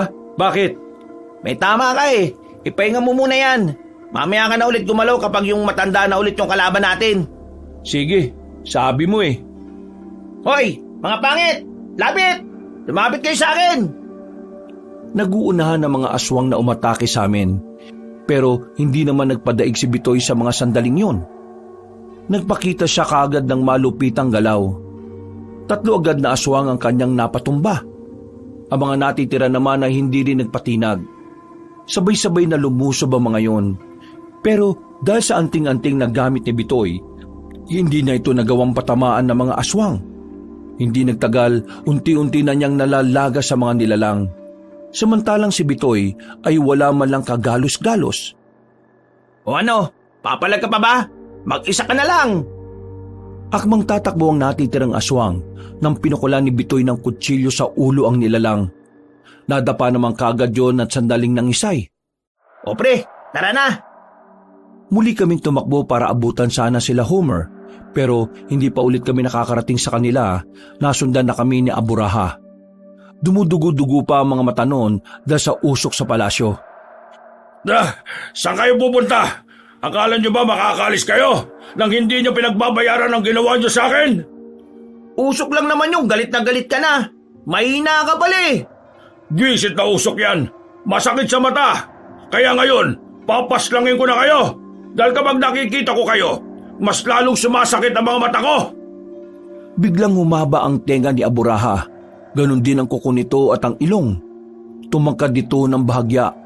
Naririnig pa namin ang paglagutok ng mga buto nito na tila humahaba rin. Anong nangyayari sa buwang na yan? Mukhang nagpapalit siya ng bagong anyo. Kailangan na natin mag-ingat. Mas malakas ang aswang na yan kapag ganyan. Mabuti naman at alam mo, para bago man lang kayo mamatay, matikman ninyo ang pinakamalakas na bersyon ng hari ng mga aswang. Ilag pre! Nagawa namin makailag nang biglang lumapit si Aburaha. Ang kaso nga lang, hindi pa nakakaayos ng forma, nakalapit na siya kagad sa akin. Pero sinalag ni Bitoy ang atake ni Aburaha gamit ang itak. Sinamantala ko naman ang pagkakataon. Mabilis akong kumilos para sana tagain ang matandang aswang. Pero nahawakan niya ang kamay ko. Diniinan niya ang paghawak hanggang sa maramdaman kong parang nadudurog na ang mga buto ko. Buti na lang ay agad ako nakaisip ng paraan. Sinipa ko siya sa pagitan ng mga hita niya kaya niya ako nabitiwan. Si Bitoy naman ay sinamantala yon. Tinaga niya si Aburaha at nadaplisan naman ito sa braso. Hindi ko inakala na may kausayan ka rin pala. Ito kasi isang ito, parang sa una lang magaling. Hindi ko kailangan ng papuri mo kung tatapakan mo lang ang pagkatao ng kasama ko. Huwag mo masyadong malitin si Makoy. Hindi mo alam kung anong kayang gawin yan. Pinukulan ni Bitoy ng kutsilyo si Aburaha. Nasa luyo ng matandang aswang. Pero ang hindi nito alam ay patibong lang yon. Nang makita naming wala na sa forma si Aburaha, ay hindi na kami nagsayang ng pagkakataon. Sabay naming tinaga ang haring aswang at tinamaan naman ito sa dibdib. Sumirit agad ang dugo nito. Napalayo siya ng bahagya. Natigilan at parang biglang napaisip. Pero nagtaka na lang kami nang bigla siyang tumawa. Anong nakakatawa? Anong nakakatawa? Natatawa ko kasi hindi ko maramdaman ang ginawa ninyo. Hindi mo maramdaman? Huwag mo kaming lokohin, no? Hindi nyo malambay na alam kung anong abilidad ang hari ng mga aswang. Pumunta agad kayo rito nang wala kayong ideya kung sino ako. Mga inutil! Bitoy, mukhang hindi siya tinatablan ng itak natin. Humanda kayo sa akin ngayon! Puro ka pagbabanta. Wala ka namang ginagawa ng malala. Napapikit lang kami sandali. Naramdaman na lang namin na nasa likuran namin siya. Muntikan na kaming hindi makahinga sa lakas ng suntok na ginawa niya. Tumilapong kaming dalawa ni Bitoy. Subsub ang mukha namin sa lupa. Hindi pa siya nakontento. Pinagsisisipaan niya pa kami ng malakas hanggang sa mapadapa na nga kami sa lapag. Ang lakas naman ng loob niyong mangarap na matatalo niyo ako. Hanggang dito na lang ang paglalakbay ninyo. Ang susunod niyong paglalakbay ay ang papunta sa itinuturing niyong langit. Dinakma niya ako sa kwelyo at patabog na ibinagsak sa lapag. Si Bitoy naman ay dinakma niya rin at sinampal ng malakas. Sino kaya sa inyo ang magandang unahin? Tingin ko, ikaw. Ikaw ang huling dumating eh. Gawin mo na yung makakaya mo. Hindi yung dami mong pang sinasabi. Ipinikit ko na ang mga mata ko. Gumawa ako ng matinding konsentrasyon. Sinubukan kong kumonekta sa kapangyarihan ng anting-anting. Pagdilat ko, biglang nagkaroon ng kakaibang lakas ang katawang ko. parang bumalik sa dati ang lakas ko. Pagtayo ko, binangga ko si Aburaha para pigilan siya sa gagawin niya kay Bitoy. Nang mabalandra ko siya, ay umibabaw ako sa kanya. Pinagsasasapak ko siya ng marami. Nagagawa niya akong salagin pero hindi ko siya tinigilan. Dugo na ang buong mukha niya nang magawa niya akong itulak. Wow! Kakaiba ka, pre! Ginulat mo naman ako! Magpahinga ka lang muna dyan. Ako naman ang bahala sa isang ito. Ha! Lumakas na naman ang loob mo! Akala mo yata huwag ka nang dumaldal! Nilapitan ko siya kagad matapos kong damputin ang itak. Tinaga ko siya ng maraming beses. Nakasalag lang siya gamit ang braso niya. Nang mukhang hindi na siya makakapalag, ay mabilis siyang tumalon patungo sa sanga ng puno. O bakit? Hindi mo na ba kayang pumalag? Hindi kayang pumalag? Hintayin mo lang! Ipapakita ko sa iyo kung ano talaga ang hinahanap mo! Nakita na lang namin na nangingisay na naman siya. Medyo nabigla kami kasi ang akala namin, yung nakita namin ang pinakahuli na niyang pagpapalit. Hinanda ko na ang sarili ko dahil kakaibang lakas ang nararamdaman ko sa kanya. Pagkatapos niyang mangisay-ngisay, tumalon siya ng mataas palapit sa akin. Sinalubong ko naman siya. Pero pagdating namin sa ere, hindi ko inaasahan na mas mabigat siya sa akin. Kaya ang nangyari, ako ang naibagsak niya sa lupa. Sa isang iglap lang, biglang nagbago ang ihip ng hangin. Siya na ang mas malakas. Ako na ang tagilid. Pagtingin ko kay Bitoy, nakatayo na siya at agad na lumapit sa amin. Pero mabilis na nakailag ang matandang aswang. Nadakma siya sa katawan. Isang malakas na suntok ang ginawa nito kay Bitoy. Bagsak na naman si Bitoy ng mga sandaling yon. Ako naman ay sinubukan kong makabangon ulit. Pero sa kasamaang palad, pinagsisisipa at pinagbababalibag niya ako. Noong mga sandaling yon, nakita namin si Aburaha na parang naging halimaw na. Hindi na siya nagsasalita. Parang ang tanging tumatakbo na lang sa isipan niya ay paslangin kaming dalawa ni Bitoy. Pre, ginawa na natin lahat! Wag kang susuko! Utal-utal na ako noon habang hawak-hawak ni Aburaha ang buhok ko. Lamog na rin ang mukha ko. Pikit na ang isang mata ko at ramdam ko na rin ang sakit ng buong katawan. Sinabi ko naman sa inyo na kahit anong mangyari, hindi kayo mananalo sa hari ng mga aswang! Hindi! Huwag kang maging kampante! Meron kang bisita! Hindi mo alam! Napatigil si Aburaha ng mga sandaling yon. Nagulat na lamang siya na may tumarak ng patalim sa ulo niya. Pagtingin namin sa gilid ay naroon na si Homer. Agad namang siyang lumapit sa amin at tinusok ng itak si Aburaha. Bumao ng itak sa tiyan nito. Pero kahit na ganon, ay tila hindi pa rin yung tumatalab sa kanya. Talagang may dumating pa para iligtas kayo? Maganda yan! Tama yan! Tama lang para 3 kayong papatayin ko! Uy! Ibahin mo ako sa 2 to! Wala pa akong kagalos-galos, no? Sariwang-sariwa pa ako kaya masasabayan kita! Matapang na lumapit si Homer kay Aburaha. Binunot naman ng matandang aswang ang punya sa ulo nito at nakipagsabayan kay Homer. Tila nag-ispadahan ang dalawa. Ano bang tinitingin-tingin yung dalawa? Gamitin nyo na ang anting-anting nyo! Kanina pa namin ginamit! Pre, kailangan natin kumonekta sa anting-anting. Ipikit mo mga mata mo at mag-concentrate ka. Sinunod niya ang sinabi ko. Ilang segundo lang ang nakalipas, sabay na naming naramdaman ang pagbabalik ng lakas namin. Tila nawala ang mga sakit ng katawan namin. Pagtayo namin, agad naming sinundan si Homer. Kinuha namin ang itak namin. Nang unang tumakbo si Bitoy palapit doon. Tinarak niya sa dibdib ni Aburaha ang itak. Nang mapatras si Aburaha, hindi na rin ako nagsayang pa ng oras.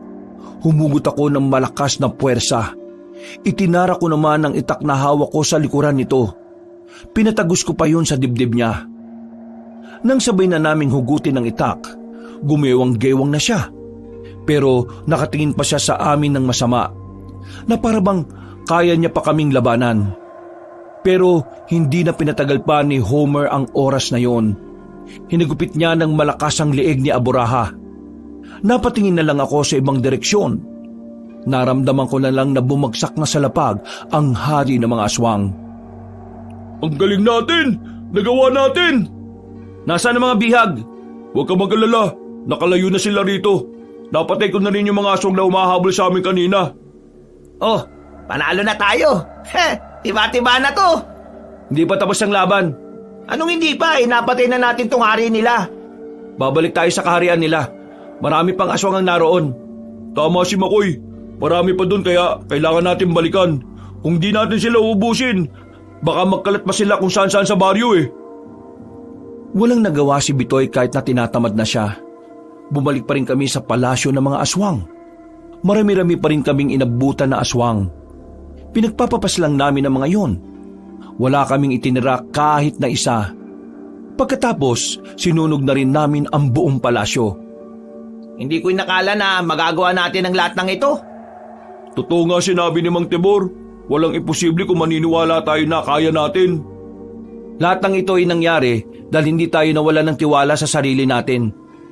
At sa anting-anting na dala natin. At higit sa lahat, hindi tayo naghiwa-hiwalay na tatlo. Nagtulong-tulong tayo. Ngayon, kailangan na natin makauwi. Sigurado magiging masaya na si Mang Tibor nito.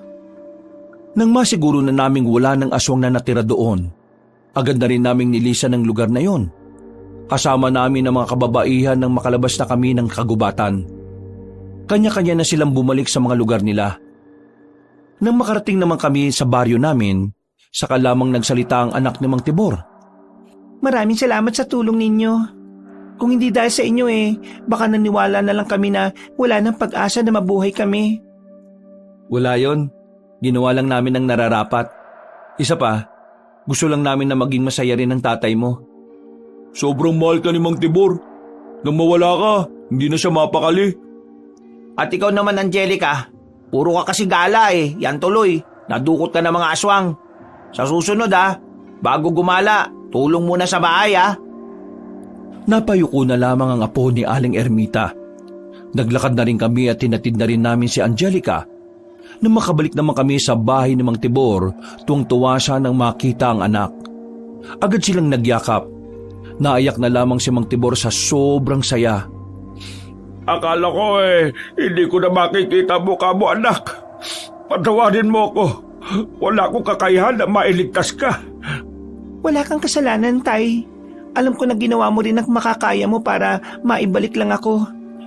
Ngayon, ipinapangako kong hindi na tayo makakalayo pa, anak. Matapos nilang mag-usap, lumapit naman sa amin si Mang Tibor. Hindi pa rin nawawala ang luha niya na magpasalamat siya sa amin. Niyakap na lang din namin si Mang Tibor. Noong gabing yon, pakiramdam ko yun na ang pinakamasayang oras ng buhay ko. Iba ang pakiramdam na makitang may dalawang taong muling nagkasama dahil sa ginawa namin. Kabanong, hindi na namin tinanggap ang perang binigay ni Mang Tibor. Namasukan na lang kami bilang tagapangalaga ng sakahan nila. At dahil nga roon, mas lalo pang naging malapit ang kalooban namin sa kanilang mag-ama. Si Aling Ermita, kusa na niyang ibinalik sa akin ang bahay ng tiyahin ko. Hindi na rin siya kagaya ng dati. Bumait na siya sa akin at maging sa iba na rin. Mula noon, naging payapa na ang buhay ko, Kabanong.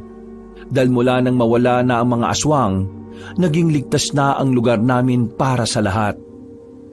Hanggang dito na lang po ang aking kwento, Kabanong. Maraming salamat po sa inyong lahat, mga kabangers.